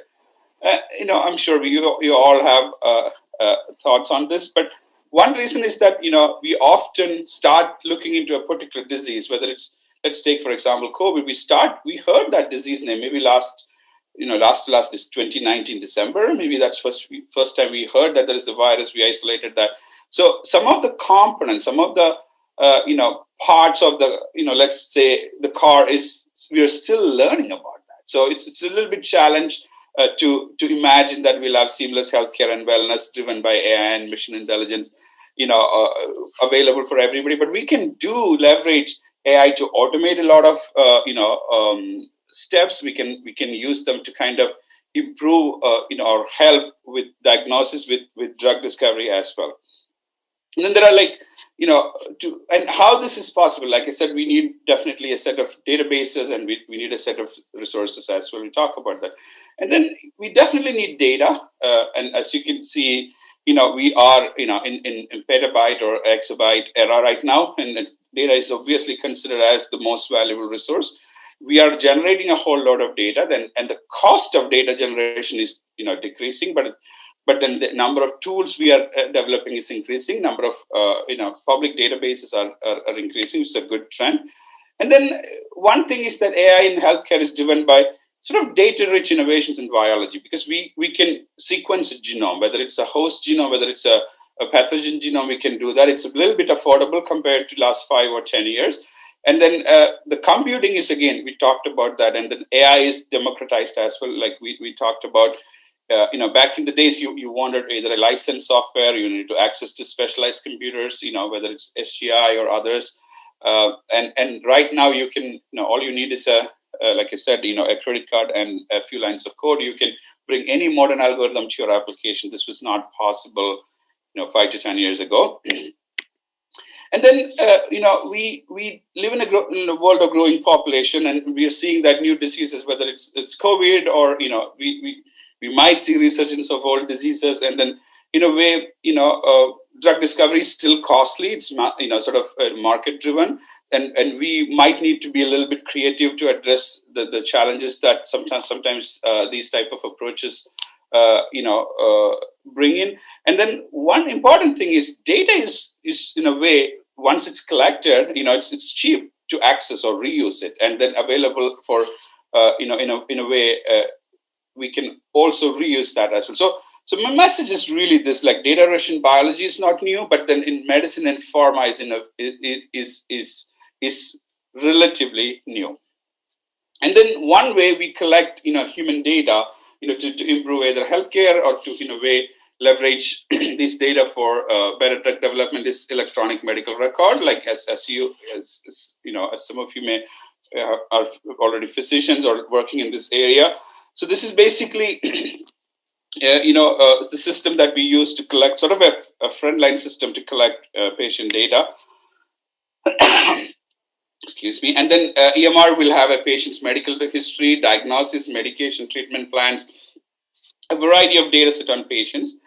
But then, apart from the purpose of taking care of the patient, you can actually use that data to improve or to develop sort of what you call, build longitudinal models. Like, you can basically use that. And this is a very nice paper on, if you are looking into, human diseases, you ultimately that actually, advocated for, developing a database of human traits and disease.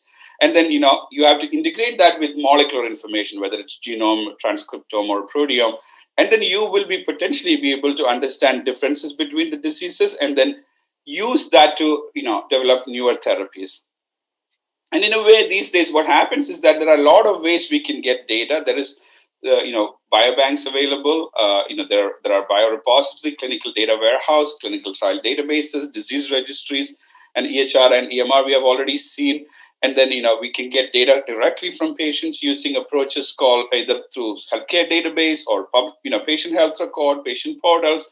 And then there are also data set available from the payer perspective. So these are still in a way traditional resources that's available. But then that's not it. We can now have a patient wear a wearable watch and then have what you call a differential privacy applied to that in a way we can get the streaming data from these patients as well, like whether you want to understand the heart rate or the heat flux, or you want to understand to get I don't know, every 6-hour blood pressure. So that type of information we can gather again in a bit of an affordable and accessible way without going to hospitals. So we have these emerging sort of medical Internet of Things available as well.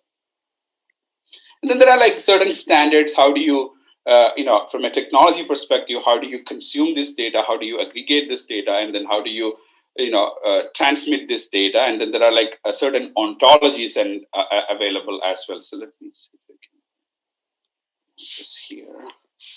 And what we have here is that once you have database, that's first step, and then you need to move it around. That you need certain standards, whether it's a CDISC or HL7 you want, or OMOP. That those are some of the standards available. And you also need, in a way, certain ontologies. So let's say if you want to define diseases, maybe someone would say for blood pressure, they'll say call it BP. Someone will say blood pressure. Someone else would say hypertension. But then we need to bring all these together and then have a reference to that particular disease as hypertension, and then also map them to some of the global disease definitions, whether it's ICD-10 or something called disease ontology. So these are required. So you have a data sets and that you collect, and then you have certain data transfer technologies, and then you have some ontologies as well. And one emerging theme in the field is actually to use digital biomarkers. This is basically we discussed briefly, using wearables and sensors. You can do a variety of things compared to what was possible. For example, we can do vascular monitoring device, and then it can help with diseases like hypertension or chronic kidney disease, PAD. In a way, if you can monitor that, in a remote monitoring way, this is possible. And let's say for you are interested in environmental exposure data, that'll be helpful for chronic and acute lung disease, or even dermatology. So one thing I want to kind of share here is that sensors are cheaper, but then they provide you real-time data, and then and often compared to a typical hospital visit, or a clinical trial visit, this type of sensors could give you a lot more data. So what we are seeing in the industry is that a lot more clinical trials are now using these type of wearables and sensors to improve capture of digital biomarkers. And this will, as we go forward, will become sort of standard in the field as well. And then, once you have this data, this is what you wanted to do. You often need data model as well. And this is a model that we propose that can take, location specific data or data from health monitoring devices, as well as electronic health record data. You can combine them together and use them to either do what we call as diagnostic alert or predictive models, or, in a way, data-driven clinical trials as well. I'll be sharing the slides, and you can definitely read about this work. Okay, so to kind of summarize this portion, so in a way, this is a cycle. Either you start with the disease, then you basically come up with a therapeutic strategy against that, and once the therapy is ready, will be available for physicians, and then healthcare providers will recommend that to the right patients. So this is kind of the circle that we have. So from biology to therapy to healthcare via data is the kind of sort of circle of life in our field.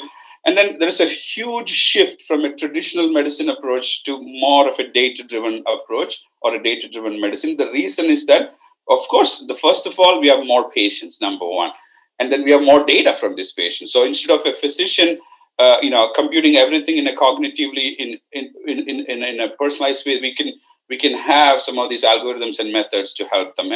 And we are seeing that from a low dimensional to high dimensional, from structured data to semi-unstructured or even structured data, from GBs or TBs of data to petabytes and exabytes, and we are strongly moving from a hypothesis-driven approach to a data-driven approach. So we've seen why data is important. And then, when you come to the technology landscape, a lot of newer terms, a lot of new development happening. So I want to kind of, share one or two of these, because this alone would take a whole talk. So we have seen AI. We're not going to talk about this. One piece of technology is like, we can do phenotyping. We can do computational phenotyping.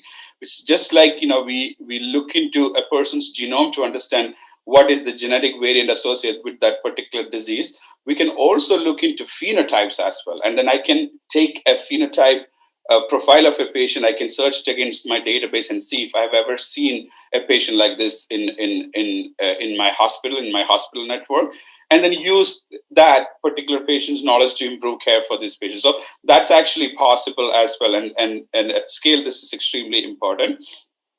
And we have much better, much mature technology for storage, data visualization, deep learning, graph processing, or machine learning. So we have seen, we've discussed a few examples previously, and then these are some of the technology that's available that we'll regularly use to kind of handle this type of large-scale data. And then one example is that, like we talked about regular NLP, we talked briefly about GPT-3, but that type of approaches are also available now for biomedical data as well. We can mine clinical text and then understand what's the difference between, let's say, each of these terms are color coded here. As you can see that the blue is the emerging care facility or emergency rooms, as you can see here. The red is an emergency care or emergent care event. and then we can get this type of data. If you have large patient database, we can then extract that event in a metrics, and then we can then use that metrics to do processing. So let's say you have 300,000 clinical notes. You tag these type of events, and then you apply this to one of the terminology or ontology we have seen, and then you can now do like very high performing computing with that as well. And then in a way, sometimes you also need to build. You also, like I mentioned about, in the beginning too, like having this data or tools are not enough. You kind of have to bring this to the care team in front of them. So it's extremely important that we build tools, using open source technologies or affordable technologies to basically bring, the patient status or other types of data to really use at the point of care. And here is one example where we developed a sort of a clinical dashboard examples, using a variety of open source technology. And then integrating this data on a health system wide is also extremely important. You may have a hospital or healthcare database. You have to bring them along with other type of biomedical data as well, including molecular profiling data. And then you can build what we call as health bases, and then the health base can be used to perform big data analytics and predictive modeling. This is one of the strategy that we have used in the past, one of the models. And once you have that type of approach, once you have these systems built, and this you can build using a very small POC, and then you can build from that. Hopefully, we can do improved case control identification. We can do better clinical assessment, and then help ultimately for informed clinical decision making as well. And there are two ultimate aim to this. There is a data-driven, individualized clinical pathway for every patient, because not every patient is an average representation. Not every patient is the same. And then at the same time, it can also bring new insight into disease biology as well. So with those two ultimate aim, if you do this in a right way, you can get better sense from this data. And this is one of the architecture that we have used in the past. And then we talked about machine learning a lot. We talked about algorithms. So I kind of, there are like different approaches, like whether you're starting from supervised or unsupervised. We've seen some of that example also. Now, what I want to do is, quickly take you through some examples here, but I just want to do a time check before I go. So if somebody can give me how much time left, I can then take the example. You have plenty of time, 10-15 minutes, you can talk more. Okay, got it. Okay. Thank you for that. So yeah, so when you come to AI in biomedicine and healthcare application, a lot can be done. We've seen only a few examples. I would say the examples that we saw was really the tip of the iceberg. But then let's kind of put this together, in a single figure. What all is possible right now, right here. So you can use them for R&D. You can use them to improve clinical practice. You can improve population health, or applying precision medicine on a population scale. And then there are two major thought school within that, like AI diagnosis and therapy selection. That's one part, which is still not in its perfect form, but hopefully it'll get there. But then there are these more or less 6 examples. You can do novel therapeutic agent discovery, definitely possible. AI is driving that.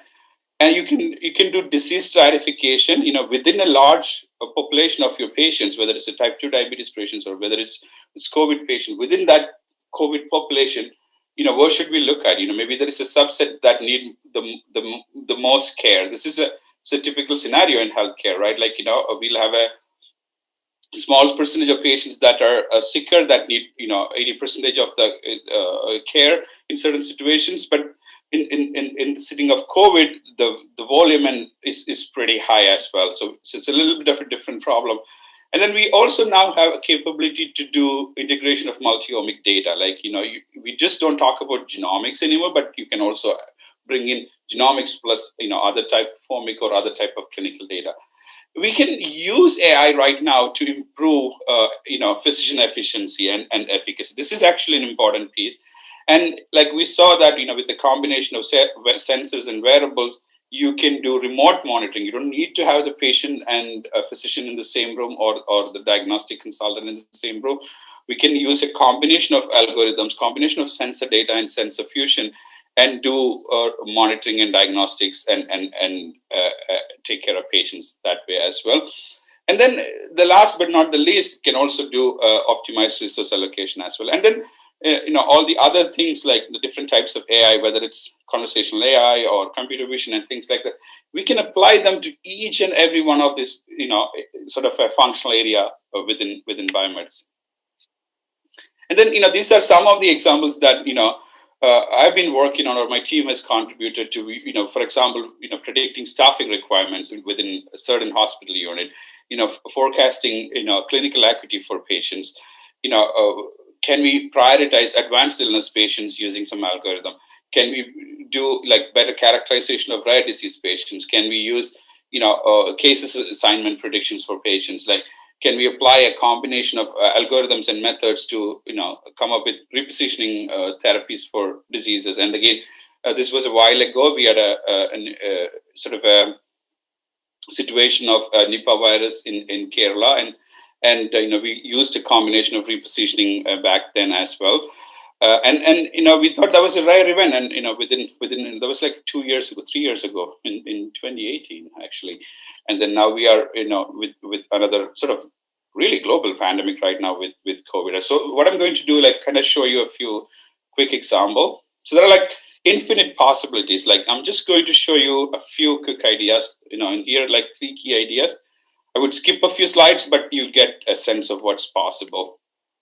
So this is important even in the current era of the COVID situation. It's extremely important to identify, disease sequelae. This is a term that's, in a way defined as the sequences of human disease. They have certain patterns, and then that patterns will follow certain patients. And we are seeing this here too, right? Not everybody's getting severely sick, but then those who are getting severely sick have certain similar phenotype patterns as well. But if you know that, in a way, if you know the disease sequelae, or sort of an anthropology of that disease, so you can do a little bit better with that. With situation of COVID, it's really challenging because it's a very highly mutating variants are highly mutating form of virus. We're seeing variants all the time, new variants all the time.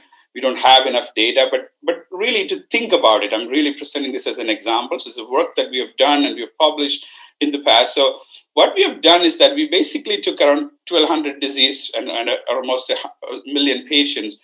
We basically built this, sort of a connectivity map of disease using temporal directionality, and then we kind of applied this to 3 different self-reported ancestry, and then we kind of looked at this data, is there a difference, between self-reported ancestry and this type of disease networks? And as we built for around 37,000 disease pairs using a billion patients. And as you can see that what we have here is two types of information in each of these plots. I'm going to show this for European Americans, African American, and Hispanic Latino. The red dots in this network is actually one of the neuropsychiatric disease, and then the rest of them are the orange ones are non-neuropsychiatric disease. And as you can see here, you have sleep disorder here, the esophagus disease that could lead to sleep disorder, and then it could also come from patients with hypertension could also get sleep disorder. So that's and that's very specific for those who are European Americans. And when we go to African Americans, a slightly different set of cliques, as you can see here as well. So here we have again sleep disorder here, but then in a way slightly different order or slightly different set of nodes are available here, like compared to the one here. And if you go to Hispanic Latinos, like again, it's a little bit more crowded, a little bit more diseases here as well. So what we have here, you can infer the future diseases from a combination of this type of data. And then this has been applied to a variety of problems. And I can show you very quickly for COVID, there is a paper that just came out that's basically looked into this type of data, and then disease sequelae as well. So as you can see that there is sequels of diseases happening in the post-COVID patients. They've been tracking these patients, and as you can see here, it's happening across risk is happening across all major organs. So it's a really true blue multi-systemic disease we have with COVID here. I'm going to skip this part, but I'll keep this in the slide and we'll definitely share the slide. So that's one example. So now let's come to diagnosis part. Can you use these computers to do diagnosis? Can you trust them?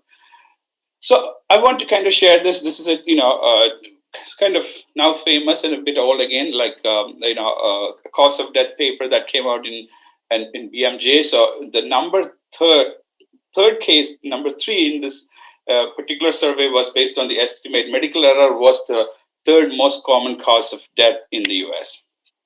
And what are the reasons? Like whether it's error in diagnosis, failure to supervise or monitor patients, recognize a complication of a treatment, it could be side effect. There are a variety of reasons this could happen. And then I want to kind of, with that in mind, I want to bring a little bit of a different perspective. Let's say if there is a cardiologist doing cardiac imaging, let's take one imaging modality, echocardiography. Like we generate a lot of data from these type of approaches. So if you only take, 2007 to 2011, Medicare service patients, we generate around 14.14 petabytes of data on these patients. So this is roughly, 100 MB data per echocardiography. And then you do this for, 7 million patients and you get that number. But then the challenge is for a cardiologist needs to kind of, understand or kind of have a know-how for more than 200 different indications, because American Society of Echocardiography recommends trans-echo for general evaluation of cardiac structure and function for approximately 200 diseases. So the cognitive capacity is, to remember these 200 diseases is humanly impossible. So now, when you come to diseases like diastolic dysfunction, there are like different classes of this disease that you wanted to kind of, make sure that you understand from the imaging data. And what I meant by that is like you have normal heart, normal, and then you have grade 1, grade 2, and grade 3. So you need to go through an image like this and then infer something like this, like what grade is it going to be? So often need a lot more interventions with the data to come up with a, pretty good diagnosis as well. So we have often been in that situation, like, the diagnosis is done, but then the results are not ready. It may take another half a day. You have to call back again. So we've all been there. But the question is, can an algorithm learn this one, learn the structure of this, learn to identify these patterns from these images, learn this classification schema, and can you do with the classification? So that's something we have done in the past, but not just for one disease, We have done it for a variety of diseases using a variety of approaches, including a method called ensemble learning, where instead of one machine learning algorithm, we kind of bring in 3 different sort of algorithms and then let the algorithms vote. And then based on that voting system, we kind of use it for better diagnosis. So again, but it really depends, the quality of these approaches, it depends on the quality of the annotations. It depends on the type of patients that the model has seen. So you definitely need a large number of patients for this. So we have applied this to a variety of disease, and this is something that using NBA athletes, like we have thickness of heart could happen due to extreme sport or athlete activities. So we want to identify that this is extremely important to save young lives. And again, we have developed an algorithm for that. It's been published and available to take a look at this. And again, another disease to kind of differentiate between something called constrictive pericarditis and restrictive pericarditis. So these are all examples where we were able to leverage AI as your diagnosis aid. The recommendation here is not to replace an expert cardiologist, but to have them, because like I said, trans echo is required for 200 diseases, but instead of just that, let's have some kind of a HCP support coming from algorithms. Really that. So I'm going to skip this too. And now I come to the last example, the drug repositioning. For those of you who are not familiar with repositioning, repositioning is basically, typically drug development takes 10 to 15 years. Vaccine development takes 10 years. Now we have seen we can do it in 1 year, which is pretty good. And then, what repositioning does is that you can take an existing drug and see it could be useful for a new disease or for a different disease that's never tested. And as you may know, apart from the vaccine development, some of the therapies that we have, you may know the story of remdesivir. It was originally developed for, Ebola, but now it really worked for, COVID. But then the other set of drugs, whether it's dexamethasone or budesonide or some of the other drugs that are available or potentially recommended, they are all repurposed candidates. And then what the message I want to share today is that you can do repositioning, what we call a systematic repositioning, using sort of biomedical big data and algorithms. And I want to show you one example in that. You can, there are like different approaches to do repositioning, and then there are a lot of famous examples in medical literature available. This is like either a common disease drug could work for an orphan disease or vice versa. And then we've been looking into this area, why repositioning works, and then we spent a lot of time to understand what's the pharmacological, biological, and epidemiological reason for this. And then we investigated around 250 drugs that are repurposed, and then across a combination of 1,100 diseases.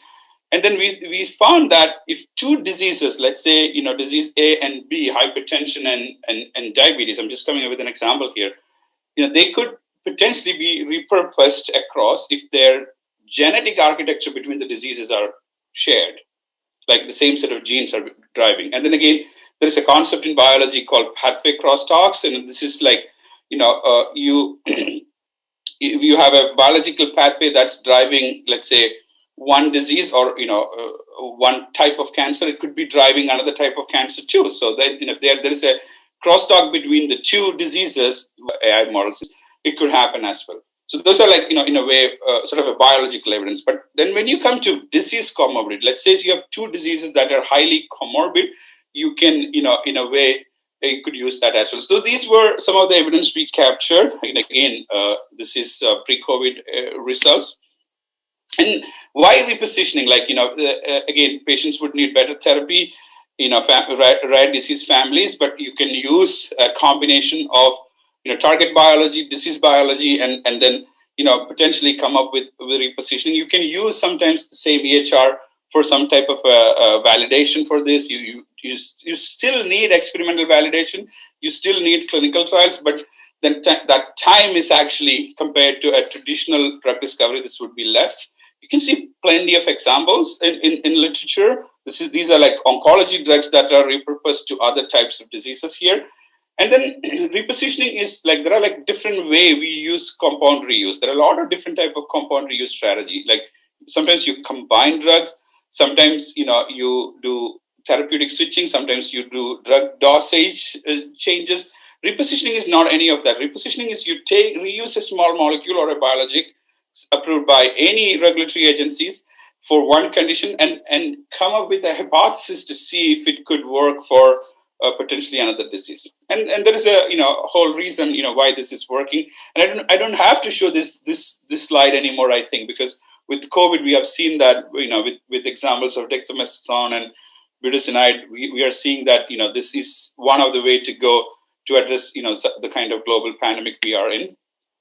And this is a resource that's available online. You can check this out.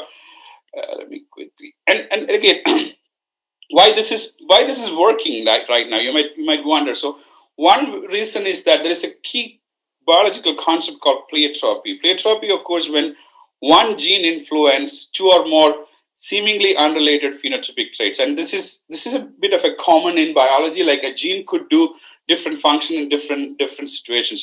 So now we believe that we probably have to target or develop drugs to understand these pleiotropic differences. So this was from a classical genetics perspective, we thought this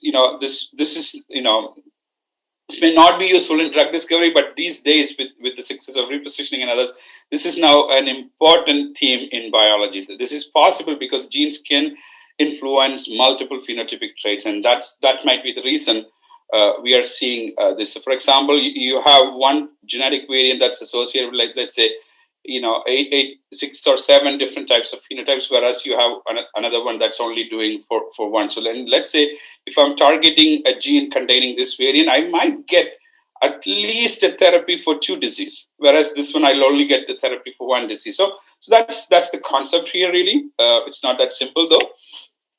And then what can data and algorithms do? So you can generate what we call as disease signatures and drug signatures. Like disease signatures could come from, let's say you have a population of disease patient as well as healthy. You can look into their genomic makeup and then or gene expression makeup and then generate what we call as a signature. Similarly, you can take large amount of compounds and then generate drug signatures using cell lines, and then you can do this some kind of a matchmaking algorithm and use that algorithms to identify disease. And this is an example I want to kind of share that happened in I think in 2018. So disease with high epidemiological threat, very high case fatality rate, no approved therapies, and it happened in Kerala, in that time as well. There was a infection happened, and then what we did was we basically used some kind of a computational approach. As a computational biology group, we kind of leveraged some of the openly available public data, built a model around this. We compiled a lot of different types of data, did some data fusion, and was able to do this type of molecular matchmaking approach and come up with potentially therapies that could go into clinical trials. And reason here is that for that one, we can, using this type of approach, you can identify some interesting drugs that are already in the market that could be safe to use, but at the same time you still need trials, though. You still need to do further functional or validation studies, but at the same time the cost could be very, that discovery cost could be very, very less for that matter. So really to think about it, and repositioning is now applied to COVID. You can see, I've been tracking these numbers, and one of my colleague or friend, Avi Mayan's group in New York has actually compiled all the repositioning investigations. There's maybe more than 250 different repositioning investigations reported so far for COVID. And you can do repositioning, assess whether a compound can be repurposed or not. This is also some of our work that happened, like using an algorithm. So we've built a model for that as well. Okay, so with that, I kind of, that's the kind of examples I want to share. And then let's say if you want to apply, AI to a problem that you have. So, and you see that, each and every paper we have used a different type of approach. And it often helps to have a framework to apply this. So we built that too, and this is called a PRIME, Proposed Requirements for This is built specifically for cardiovascular imaging related machine learning, but I strongly believe this can be applied to any problems in biomedical science, but it's just that it's done that way. So what about the steps? Like, let's say if you want to do an end-to-end machine learning project, you have to define the project, and then you have to acquire the data, and you do data cleaning and preparation. You have to explore the data, and then you do some data description and visualization, and then with the collaborators in the project, you build a model. It's not that it's not a simple process. You have to do, there are like different strategies required for splitting your data. You have to do feature engineering. You have to select your algorithm. You have to do a lot of model tuning. You have to generalize this. You have to do test and evaluation. And then you repeat this using a variety of approach, whether you want to do AutoML, TensorFlow, or scikit-learn, whatever is your technology platform or workflow you want to use that. Once you have that, you have to interpret the results, and then the results are usable. You basically have to deploy it, and then you either generate a report of this and make sure that the model is reproducible, and then you have to describe it with some of its limitations. And then also, depending on your algorithm, you might need to have what you call as a data refresh cycle, because what if your data would need, after 6 months, some of the clinical guidelines have changed, and you have to go back again and rebuild the model.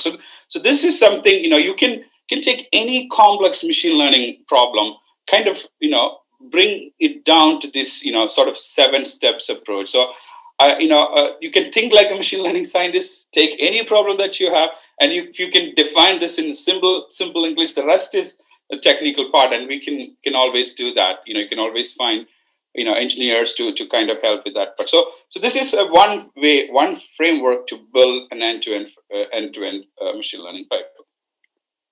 And then within feature engineering, you have different approach. You can you can create a sort of hand engineer it. You can reduce the dimensionality, reduce the complexity, and then you can also use, like I said, deep learning approaches as well.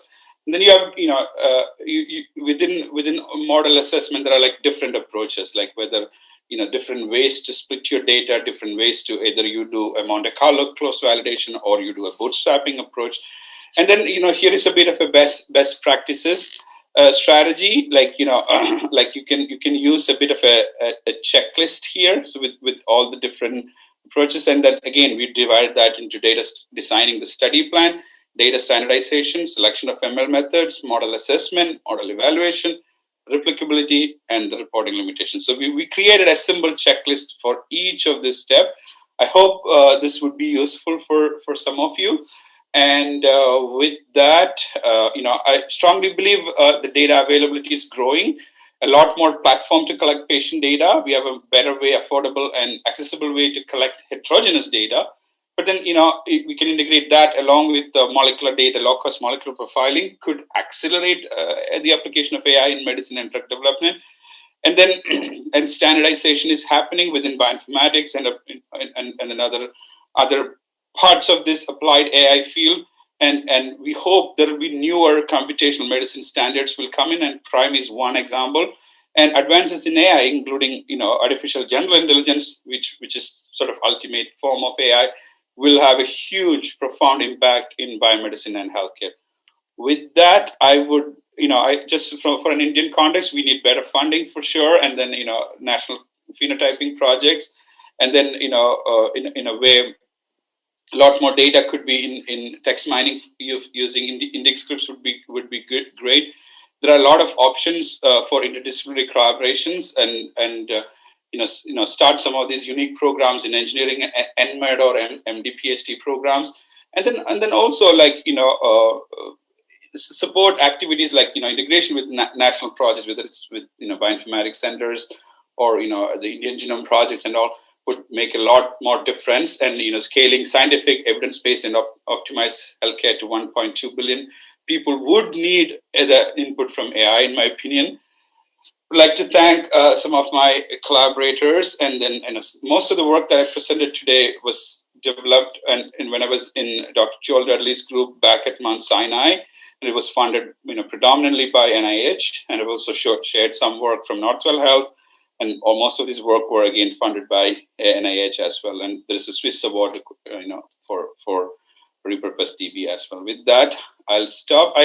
Just before I close, I do, mentor students that are coming from a data science background to come into data science. I run them during my weekends. My wife call it my Saturday lab, but there are really talented bunch of folks that are coming from different backgrounds. So we have somebody who's part of who got into Spurge Fellowship. Priya is a dentist. Munawar is studied pharmacology, but now working in digital health and AI. Aswil is a high school student who's looking to develop a unique way to diagnose COVID. So we want to kind of share that. And if there is any of your students want to work on this type of problems, please do contact me if you want to chat with me. But at the same time, there might be internships available at a company called Molecular Robotics. It's a startup out of Kerala, Kochi, and you can reach out to Shamsuddin, who's founder of the company, and again, he's the Spurge Fellow. And with that, thank you, and that's all I have to share today. And I appreciate the time and opportunity to share what I think the kind of changes that AI could bring to medicine and drug development. Thank you. That's an excellent lecture, Dr. Samir. Tons of informations you have given. Thank you so much. And I know your colleagues are here. Dr. Rajiv Janardhan sir is here in the panel. He's a panelist here. So now we are open for question answer session as well as panel discussion. Your lecture is the last lecture of this session of today's FDP, and that is really very, very interesting. And the useful information we have shared. Lots of faculties, students, they might utilize that information to further strengthen their research or whatever they want to do using machine learning or AI-based approach for their research. So now we are open for question answer session and panel discussion. So in this panel discussion, we have panel members. Dr. Somnath Pai, sir, is a professor in Amity Institute of Virology. Professor Rajiv Janardhan, sir, your friend, is a director of Amity Institute of Public Health. Dr. M.S. Samo, director of MCA department, MACFAST Institute, Kerala. Dr. Sandeepan Chakravarti, assistant professor, Amity Institute of Biology, Amity University, Kolkata. Dr. Bleshan Santosh George from MACFAST, Kerala, and Dr. Ranjita Ghosh Maulik from Amity Institute of Biotechnology, Amity University, Haryana. So now we are open for question answer and panel discussion. Shamir, excellent lecture. Quick question. In the early part of your lecture, you had mentioned that, why big data analytics or data analytics is not defining into policies. Could it be the reason that only skewed data is getting collected? Could it be the reason, like in Indian context, if we say that there is a top-down kind of approach towards collection of data, not bottoms up as it should be, that the community is not speaking to the science or is not participative, as you may use the word, towards the collection of data. And more importantly, we do not have structured healthcare systems. Do you think a similar context in a country like United States, which has got structured healthcare systems, what would you rate about its efficacy in these two areas? You have got a very unstructured healthcare system with 70% of the people living in rural milieu. And this would be my first question to you. And this is one of the fallacies. And plus, we have only about post-COVID era also only 2.5% of the GDP invested into healthcare. So, with this context, in LMICs or low and middle income countries, it becomes prohibitively difficult for, the data to talk in terms of policies. My first rejoinder. The second one, well, we'll have this discussion. I'm sure other eminent members of the panel will have their thoughts in this regard. Go ahead, Shamir. Yeah, that, really, we've been talking about all these advances in technology and, and artificial intelligence, machine learning. And if I'm right, we have never collected data about a single disease like COVID ever, right? Like this is one disease where from day one, we are living in the era of cloud computing. Every paper on COVID has gone into, text mining and all of these approaches. But still, even with all that, advances in technology, machine learning, data science, you name it, we have all of that, all that, facilities and approaches available with us, but still in different parts of the world, like that communication from data to policy is not really something that's happening. And that's a challenge with these type of approaches. And I can tell you one of the reason with this machine learning approaches, and you posed a question. It's an important question, Rajiv. And another side, I'll tell you from an industry perspective. Let's say I'm spending $1 million or $2 or $3 million to support, and this is a particular development of a particular algorithm. Let's say and then that algorithm in the end, the user that's going to use that algorithm doesn't trust that, doesn't believe this is better if I use that, or doesn't think that this is a learning system. And the more I use them, the better the system gets better. That's how the basic aspect. It's not a one click and it'll does some kind of a magic. If that particular user base that you designed it for is not on board, or don't take that information and use it for some kind of an actionable activity, then the investment is not made in the right ways. And then that human factor is actually missing. And it's a combination of data. That's one thing. And then we call this name, in the industry called change management. Right? There is this management consultants use this all the time. Like, if they're bringing a new product, if they're bringing a new strategy, they do change management aspect. They take time to educate all the way from sort of a top-down or a bottom-up approach. This is what's coming. This is going to be the change. We need to manage the change. These are going to be the challenges with that, and that's extremely important. And we invest a lot, whether it's structured healthcare or non-unstructured healthcare systems. We saw the damage of COVID is everywhere, right? There is no countries. There are a few exceptions for sure, but several large countries are affected. Come to the US. US had all these tools at its disposal, and then still what happened? So I strongly believe each and every one of you who are here to not only to develop an algorithm, but think about its practical use. Who's going to be your user? Whether that user will take that information. What is its actionability value? What is the value of all that you're doing? And can that translate into potentially can we some kind of, we used again another term, I'm bringing a term from the business side, we use KPI, what is the key performance indicator? Beyond, it's not the performance of your algorithm I'm talking about. Once the algorithm is designed, developed, and deployed, is it saving lives? Is it so that type of questions we should ask.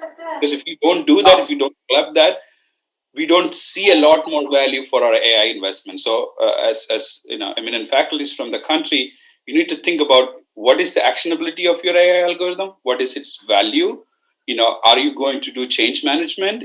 Who is your community champion? Who's your physician champion? Who is your policy champion? Because if you cannot convert any of the methods or algorithms to a policy, it's not going to use our patient population, be useful for our patient population. So I'm sure others will have opinion too. So that's my take. And this is not often discussed in venues like this, but I wanted to advocate for that. I want us to openly talk about this. The elephant in the room might not be data, might not be that fancy algorithm. It might be, better policy engagement. We all as scientists have to, to be better at, doing change management, be better at, having that policy conversations as good as with our subject areas. That would be my take on that. Shamir, you touched upon a very interesting point about the USP of the strategy, including the algorithm and once its deployment, the skill independent use of the algorithm towards data collection. In an Indian context, like if you go to the PHCs, primary healthcare centers, there are about 14,000 plus of them. The skill independent part of it is very important with respect to when any of these algorithms are deployed as mobile healthcare solutions on any kind of digital platforms, because in India the largest the cell phones have got the largest penetration, 95%. So what's your take on the skill independent part of it, because you just touched on that point. And the second aspect I would want to ask is, how do the algorithms take into account the environmental variances? How do they make allowances? In most of the heritable diseases where the genetics plays a predominant role, but there are certain diseases, like you can talk about emergent, some of the cancers like women cancers, like breast cancers, and so on and so forth, where the environment plays a very important role. And not everything is in neutral. It also is due to the shifts of the exposomes or exposures throughout their lifestyle. Your comment, because these are very important today's world when we are trying to translate any kind of machineries or equipment into, or rather AI algorithms to collectible items in a skill independent way. Yeah, sure. Like the addressing and being when we develop our AI teams, we definitely need. We say that we often need patient representative in large scale project, but I would say we also need, like, that skill independent population we're referring to. They should be part of some of these projects. They should get a seat at the table. They should be part of it, because if you don't have their input, they say that, okay, this is how I get an SMS and this is how I'm going to do that. If we don't get that user input, that user experience, then we won't be able to collect the right data, or we won't be able to do the right intervention for that solution that you're building. So we need to be a little bit more inclusive. We need to bring them in. That's your edge. In the end of the day, you spend crores of rupees, developed an algorithm, and then let's say it's using you need to capture data at sites, like let's say from PHCs, you need a picture, and then you need some data, and then that goes to your database. But then, unless and until these PHC members are trained in that way, or kind of inform them, we did not do change management on them, we don't get the benefit that we would need. So I would say we need to engage them and include them as part of our team. We often look at the larger part. Okay, let's do this shiny, more fancy algorithm. You may not need that, but if you have very good, strong data, a regression model can do it. But the real power could come from, let's say, if you can collect all data from 40,000 PHCs in a structured way, that's going to be a huge, addition to some of the research efforts that you want to do, or the models that you want to build. So I would say we need to engage with that group. We need to bring them in. We need to give them a seat at the table when we do develop algorithms, and that would actually improve its adoption and adaptation. Like, both are extremely important for that. And then I was also amazed, like you put this very nicely, like we have 95% of mobile coverage, and I was there in 2020. Like, everyone is using cell phone to do the payment. That's not the case, like let's say not in the US, but maybe that's the case in China. But we still use cards, right? Like we still use that credit cards and everything. But compared to sort of e-payments gateway and things like that, we don't use that. So I was really amazed, like, in a way, India has kind of jumped the whole card business, right? Like, we went straight up to the latest and greatest, right? So there are certain advantages. So we need to leverage that for our benefits. So that's what I would say about the first part. Yeah. And then, can you tell me about the second part of the question one more time? Asked about how the algorithms can factor the exposure.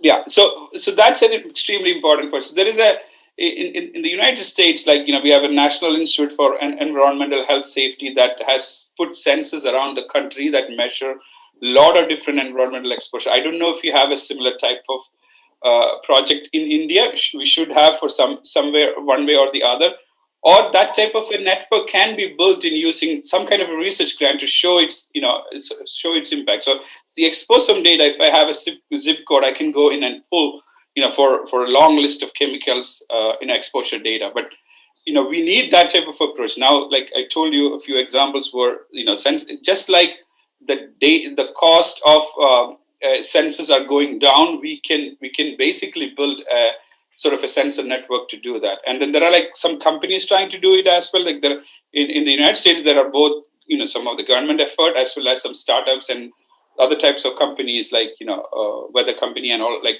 doing this type of approach. But really the official data still comes from the National Institute for NIEHS database. But I completely agree. A disease is, we need to factor in exposure to on top of that.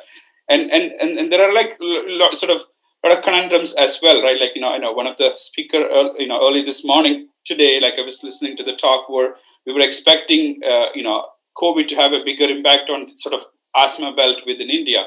But in the first wave, it didn't happen. But in the second wave, we are seeing that. So we don't know what happened in between, or, is that something to do with the other types of exposure? So there are a lot of unknowns here. So we definitely need that type of data. I completely agree with you. Yeah. And if it doesn't exist, some kind of network, we definitely need some investment there. Thank you. Thank you. Other panel members, in case if you have any questions, we can discuss here. Actually, there's a question for Dr. Kamal regarding actually it's coming from Dr. Emma Samuel. Samuel sir, are you there? Yes, I am here. Yeah, you can ask actually. I want to, first of all, I want to congratulate both the speakers for giving us a very nice, informative and interesting session. And I don't see Dr. Kamal here in the panel. I think he has left. Can you hear me? Yes, sir. Yeah. So, first one question I wish to ask to Dr. Kamal. One. That is, you have not mentioned anything about the Ayurvedic system and treatment in controlling or in conquering most of the epidemics. That is, the data you have shown contains only allopathic and homeopathic treatments related to that. Second question is to Dr. Shamir. That is, your talk was so interesting.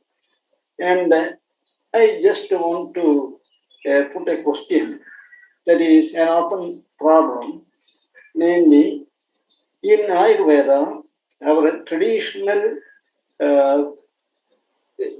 gurus, they have used the Nadi Shastra. That is, by using Nadi Shastra, they can diagnose any sort of diseases. And they know how to treat that. And for the medicines, all those things, it was known to them. Still, there are certain people out there. Is it possible to develop a system, an artificial device using AI to diagnose a person? Instead of touching the hand, whether we can develop an AI technology for that. In its alphabet, and a lot of them sound really similar to each other. So if you mix them up, you can really mess up. So this is my question. Can you hear me, or have you followed what I said? Yes, sir. Be a bit louder. Yes, sir. We can hear your question actually. Actually, I will put that question another way. That is, basically, is there an Ayurvedic or natural medicine so that we can apply like natural system or artificial intelligence in natural systems, like Ayurvedic drugs and all? Is there anything like that? That is you're asking actually. It's basically from natural science. basically even if he's a mathematician, he is basically is more aligned to natural medicine. So that's why he was asked like the question like that. Anybody can contribute.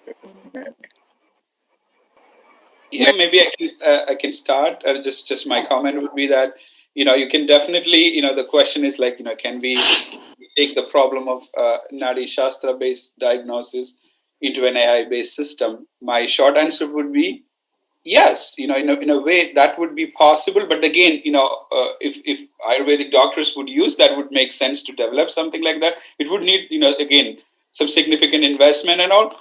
But like we all wear like some kind of a wearable watch these days, right? Like in my opinion, we already have a version of that with us already, because it's measuring your heart rate. It'll tell you whether you have tachycardia.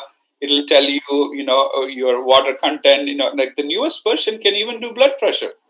Like a small wristwatch can do so many things these days, and they use a few particular technologies that are pretty new.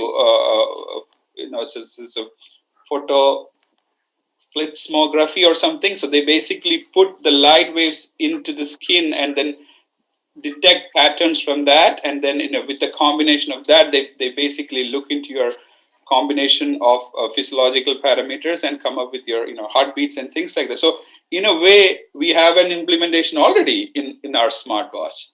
But then it's not diagnosing. It can diagnose right now. It can diagnose. Whether you wear a watch from companies like Apple or Samsung, or even you can all do a particular diagnosis called cardiovascular disease diagnosis called atrial fibrillation.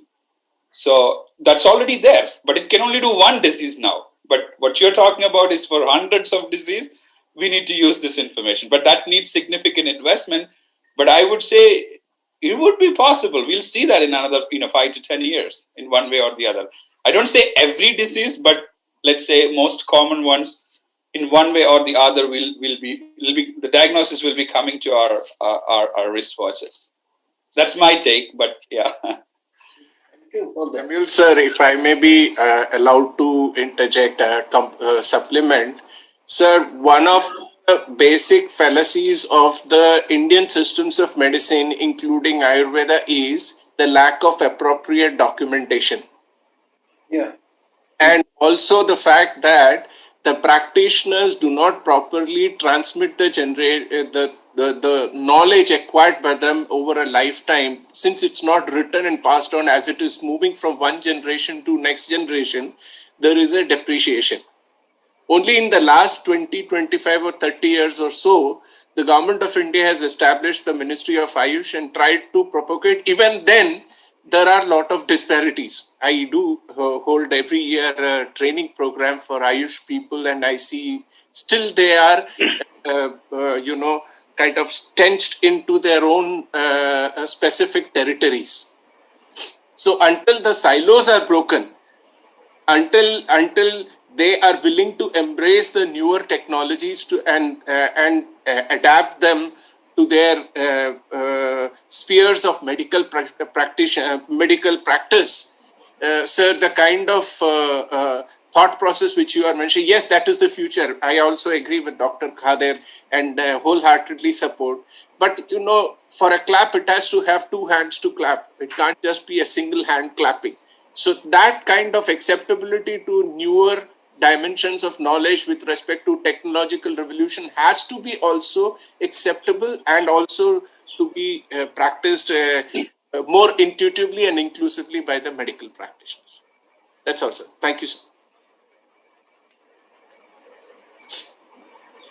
Thank you. Any other points the panel members would like to discuss? Dr. Samir. So, hello. So, I'd like to ask one more technical question is that nowadays we find that deep learning methods are more used compared to the other. Louder, please, a bit louder. So, nowadays we find that deep learning based techniques are more often used compared to the other artificial neural network based techniques. So, is there any advantage of deep learning over the other conventional random forest or like other artificial neural network based techniques? Yeah, very good question, and then a very interesting and a debatable topic. Like there are like two sort of schools there. So some people, so one group would say yes, and one group would say no. I would say it will depend on the problem that you have. So let's say if you all you wanted to do is a classification, maybe your regression or random forest will do as good as your deep learning approach. But when it comes to or your multi-layer neural networks. But when it comes to problems like like let's say computational imaging or computer vision, those are the areas where you cannot really use the other approach. You need deep learning based approach. So it really depends on your problem domain. It really depends on the data types that you have. And there are areas where deep learning shines, and there are areas where deep learning is not even as good as a logistic regression model or a linear regression model. So it really depends on that. So I wouldn't go to a project saying that okay, I want to develop a deep learning first. I would say I have a problem, and this is what the outcome I'm looking for. Maybe it's not even a machine learning problem, right? Like then I don't have to go that route. Procedural programming will help me. But sometimes you need to define a system, develop a system, train it, test it, validate it, and then do the deployment. And it really depends on that. And that's what I was thinking. Like when back in the days when we have to write computer programs, we draw a flow chart, right? Like that's how we start with. That's the basic thing. So in a similar way, like I recommend the prime approach, like you define your problem like in the 9 steps, like in plain English, and then see that okay, you have 10,000 patients, you have 100,000 images. That's a deep learning problem right there. But let's say you have only 1,000 patients, and then you don't have any imaging data, you don't have any echo data or other types of sensor data, and you don't need to do sensor. You might better off with the other approach. So some of the imaging diagnostics of computational diagnostic project I showed, some of them are using non-DL approach. Like some of them are using DL approach, some of them are using non-DL approach as well. And then we also did some comparison, for deep learning methods compared to random forest to predict whether a given drug molecule could be repurposable or not. We approached that problem, and it was a sort of relatively smaller data set, and actually random forest performed better than a multi-layer perceptron. So it really depends on the problem and the size of the data, scale of the data. But then again, large-scale problems, machine learning problems like automation and robotics and all need a combination of both too. You need a non-DL algorithm as well as a DL algorithm. So we see that is going forward. That would be the trend, because your imaging analytics you'll do using deep learning. The rest of the model would be either a random forest. So a combination of those would be how you would do.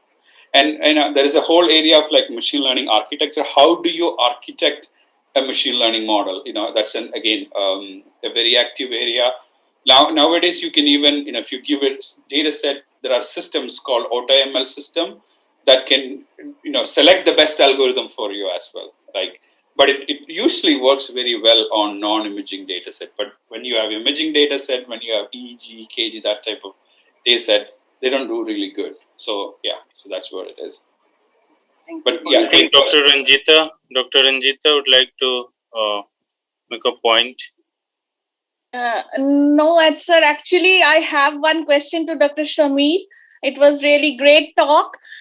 So it's regarding a different thing. I mean, you showed one slide on post-COVID sequel, which you did not elaborate to us. But sir, I have one question: that what would you suggest to the recovered patients, especially the COVID-19 patients, that about taking care of their self after the recovery, and what should be the time frame? I mean, you can please give us some advice regarding this.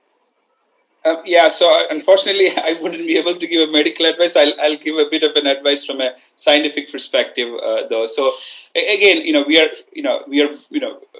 are flying this plane as we are, sort of building this, right? Like, so we are learning about this disease, new things about this disease every other day. Like we're getting a new report, and that particular paper I showed you, disease sequelae work that we have done, that like around three or 4 years ago.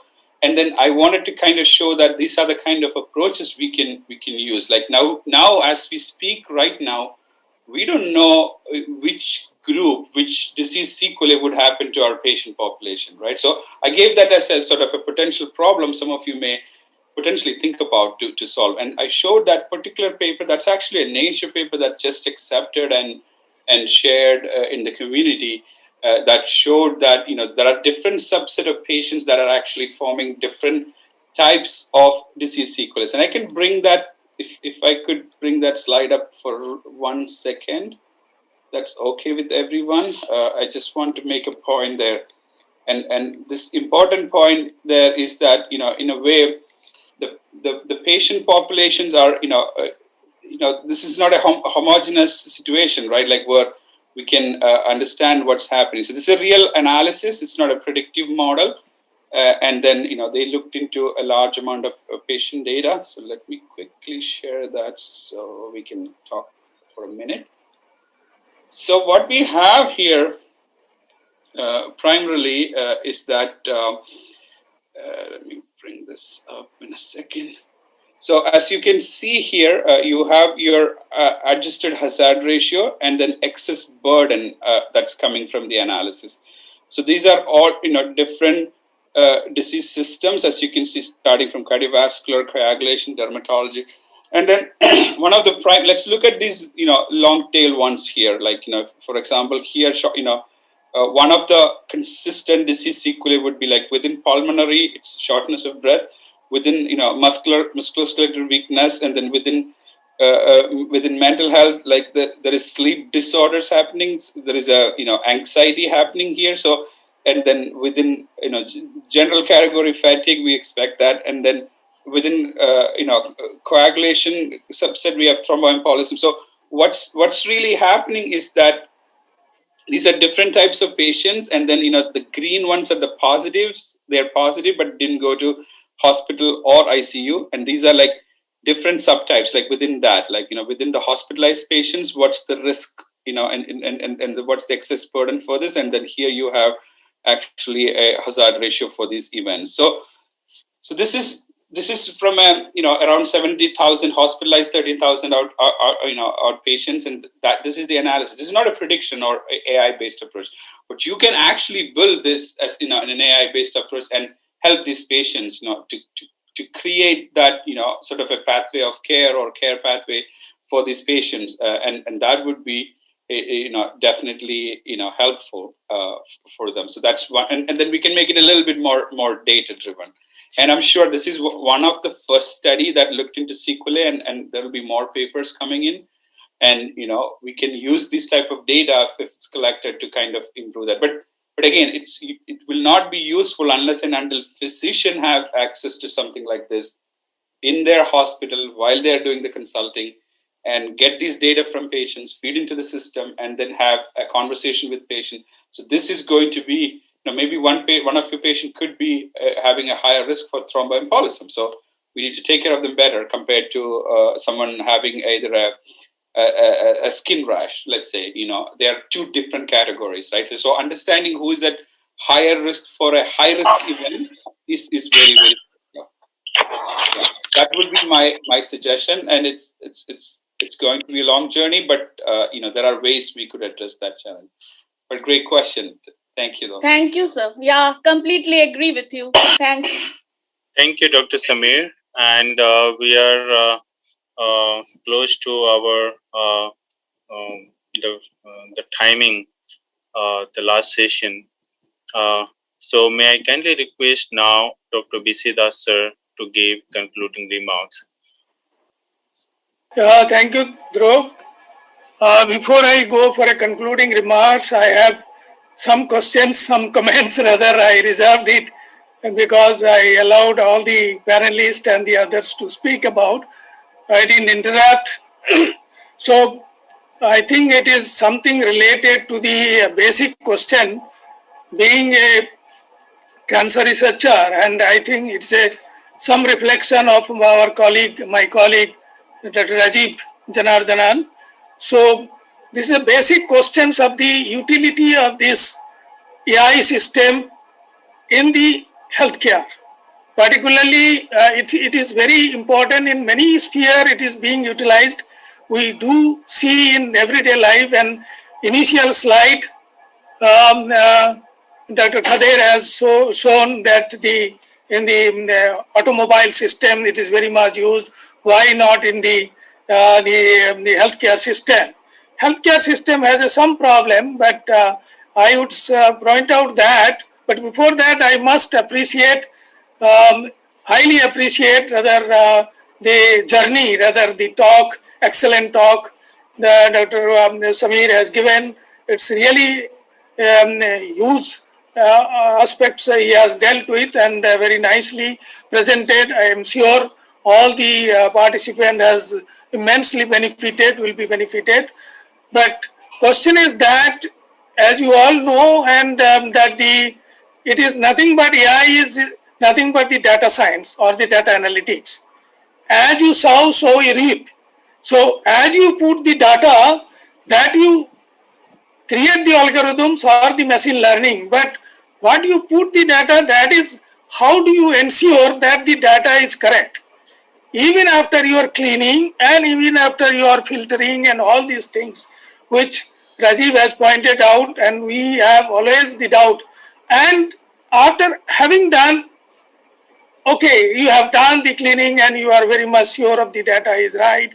But even after that, any disease you take, particularly cancer and any other disease, even you can take this the COVID patients, they differ from person to person. Each person has the different diagnosis, different symptoms, and the treatment modality is given, and that's why it has come the personalized medicine. In such cases, if you develop a algorithm, a general algorithm, I am not talking about that there are several workers in the same discipline or a same disease. Maybe there are 10 or 20 algorithms are being developed, but which algorithm to believe it and which one is the right, and does it not lead to the overdiagnosis or underdiagnosis or the over-treatment or a under-treatment, because the treatment decision is also on that basis, the diagnosis basis and all. So this is what my worry about, that in the healthcare system, how it will be, particularly in absence of the specialist, because that the specialist decide on that. One can say the specialist also differ from opinion, person to person, specialist to specialist. But if it is in absence of specialist, you have only the algorithm in front of you and you take a treatment decision or a diagnostic decision. So how feasible in the long run, that I want to, because you are a well-experienced persons, have worked a lot and published a lot. So I would rather seek your the comments on that. Would be nice for everybody's understanding. And please, Dr. Khader, please. Yes, Dr. Das. Thank you so much for your kind words, and appreciate your comments on the talk. And I completely agree with your observations here. So, and I'm glad to hear about your interest in oncology. So I do a lot of work in computational oncology, and we should definitely discuss offline. Yes. But let's come to this particular topic.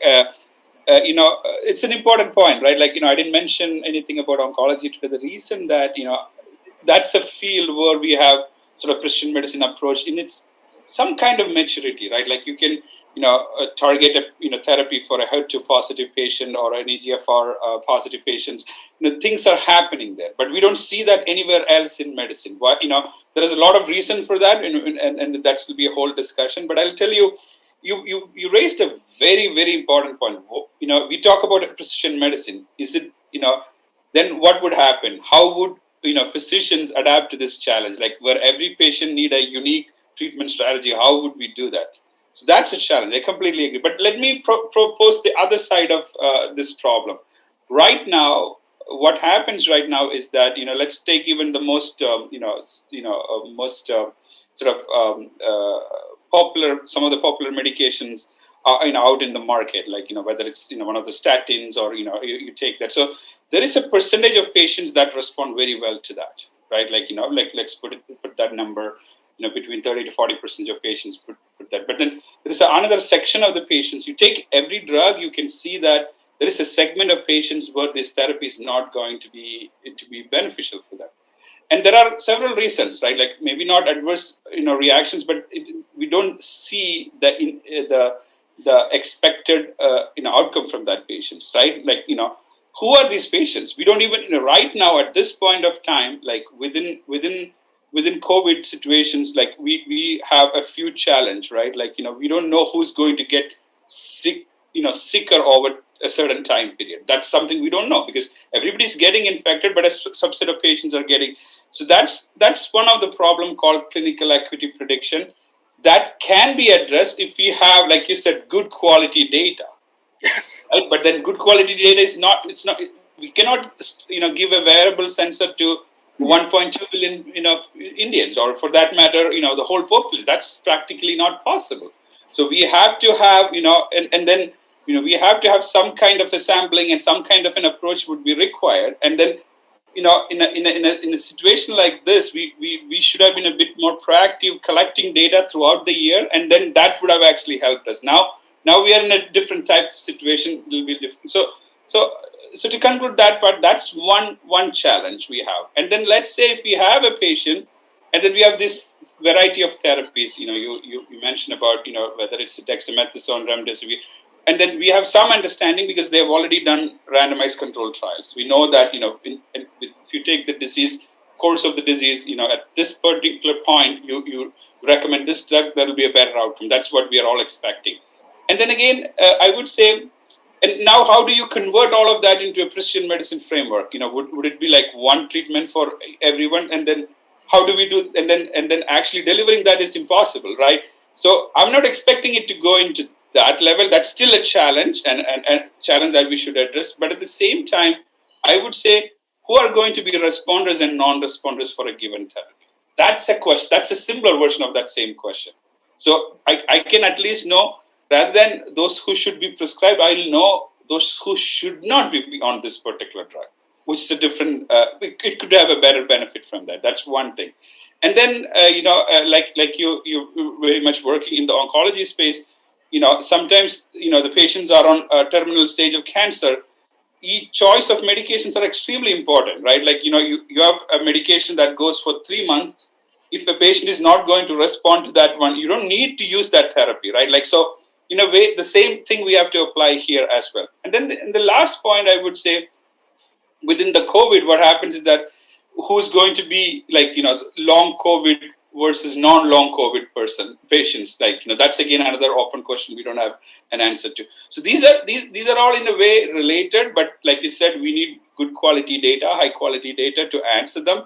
We should be able to get some understanding, and I'll be, very honest with you, no model can predict, these patients with, I don't know, 100 or, 80% certainty. So the patients will evolve, right? Like, in a way, these models can only be flexible in certain degree, right? Like, you'll still have a patient that doesn't believe in that way as well. So a great question. I don't have a definite answer for all of them. Yeah, thank you so much, because at least it should have a clinical utility. We look, as you have mentioned again and again, that its utility, how it is going to be used, and that clinician should be happy to use that. So that is the thing. It should go to be translated to the clinic. That is the main thing. So thank you so much. Excellent lecture. And once again, thank you from our Amity fraternity and also the MACFAST. And along with that, I come to the conclusion of the concluding remarks. Rather, before that, our main mover and shakers, rather, Professor W. Selvamurthy, is down with, as usual, the today's every day's problem nowadays with the COVID. So he has a continued fever. So he could not, because he is every time, everywhere, he is there. But we have just missed him because he could not participate. So he sends his lot of greetings and best wishes to all the speakers, eminent speakers, and the participants, and all the panel members, and also our great visionary founder president, Dr. Ashok K. Chauhan, who is the founder of the Amity Universe. We call it Universe because we have more than 12 campuses in India, universities, and 17 campuses abroad, and is a new campus, as including a new campus in Long Island, 175-acre huge building. What was that building was there? I don't remember exactly. It is the huge building. It is building up as a international, the global hub for the research and innovation. So it is just started, and he also conveys his best wishes and the greetings for all the speakers, because he is busy in some other place and he is not been able to attend. So, and also our Vice Chancellor, she was in the morning ready to come, but then she had other engagement, and then I have tried with her, she could not. I requested to come in the concluding session, but she could not make it.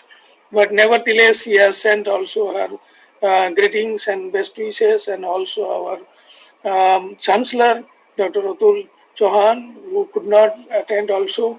So because of this COVID time and other meetings, they are hugely busy with the many of the other aspects, preoccupations. So I, on behalf of myself and on behalf of the MACFAST, and also by the Amity University, Amity University, we thank you all for making it convenient to attend this meeting and deliver your lectures, and all the participants and the panel members to make it convenient to attend, and to till now it is almost 100 and 115, and in the morning it went to, in the morning session it crossed to 200, but there are many who are in the YouTube lines, but there may be actual number we'll be knowing from the IT department. I must thank the IT department who has taken, Lalit was there, no? Mr. Lalit, and the Dr. Sodhi is the head of the director of the IT, who has been helping us for all these meetings, and the smooth running of the meeting is the contributions of the ITs. So because of this COVID time, almost 1.5 years now, we are all online. So it has gave us a lot of learning how to do it on the even lot of conferences and all are being done online, and Amity system, lot of activities in the PhD seminars and PhD Viva and everything is being done online. So we were just resumed offline, but suddenly the second peak, I would say it's a deadly peak, and I do not know what is the reason in India. We know many of the reasons, but it is uncontrollable because now India has become tough.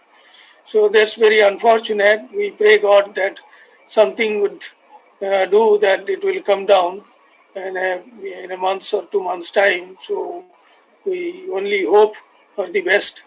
And thank you once again to all, and all the speakers and all the audience and all the fraternity from the MACFAST. So if you have anything from the MACFAST, anybody want to speak, please go ahead. Sir, Mr. Stephen, he will now, because we are reaching towards the concluding part of our FDP. So, I would like to invite Mr. Stephen to give a concluding remarks for this FDP. Yeah, thanks to all the participants and all the speakers and all the panelists to have a wonderful session. Actually, it's been organized by both MACFAST and Amity University in collaboration as part of our MOU. So it's been nice to have a one-day deliberations on this hot topic of artificial intelligence in this time of pandemic. Actually, a lot of persons are involved in this success. Actually, just like our BC has said. Actually, apart from this, our speakers, panelists, and a special mention to Mr. Aman Bhatnagar of Amity technical team, and all the panelists actually from the both from Amity as well as from the MACFAST, as well as a special mention Dr. Pleasant Santosh George. Actually, he was coordinating with me for this organizing everything. And in one word, thank you all. Thank you. Also to Dr. Dhruv Kumar sir, he's the coordinator and organizer of this program. Thank you, sir. Thank you. Thank you very much. So, with the permission of Dr. B.C. Das sir, may I ask IT team to conclude this session?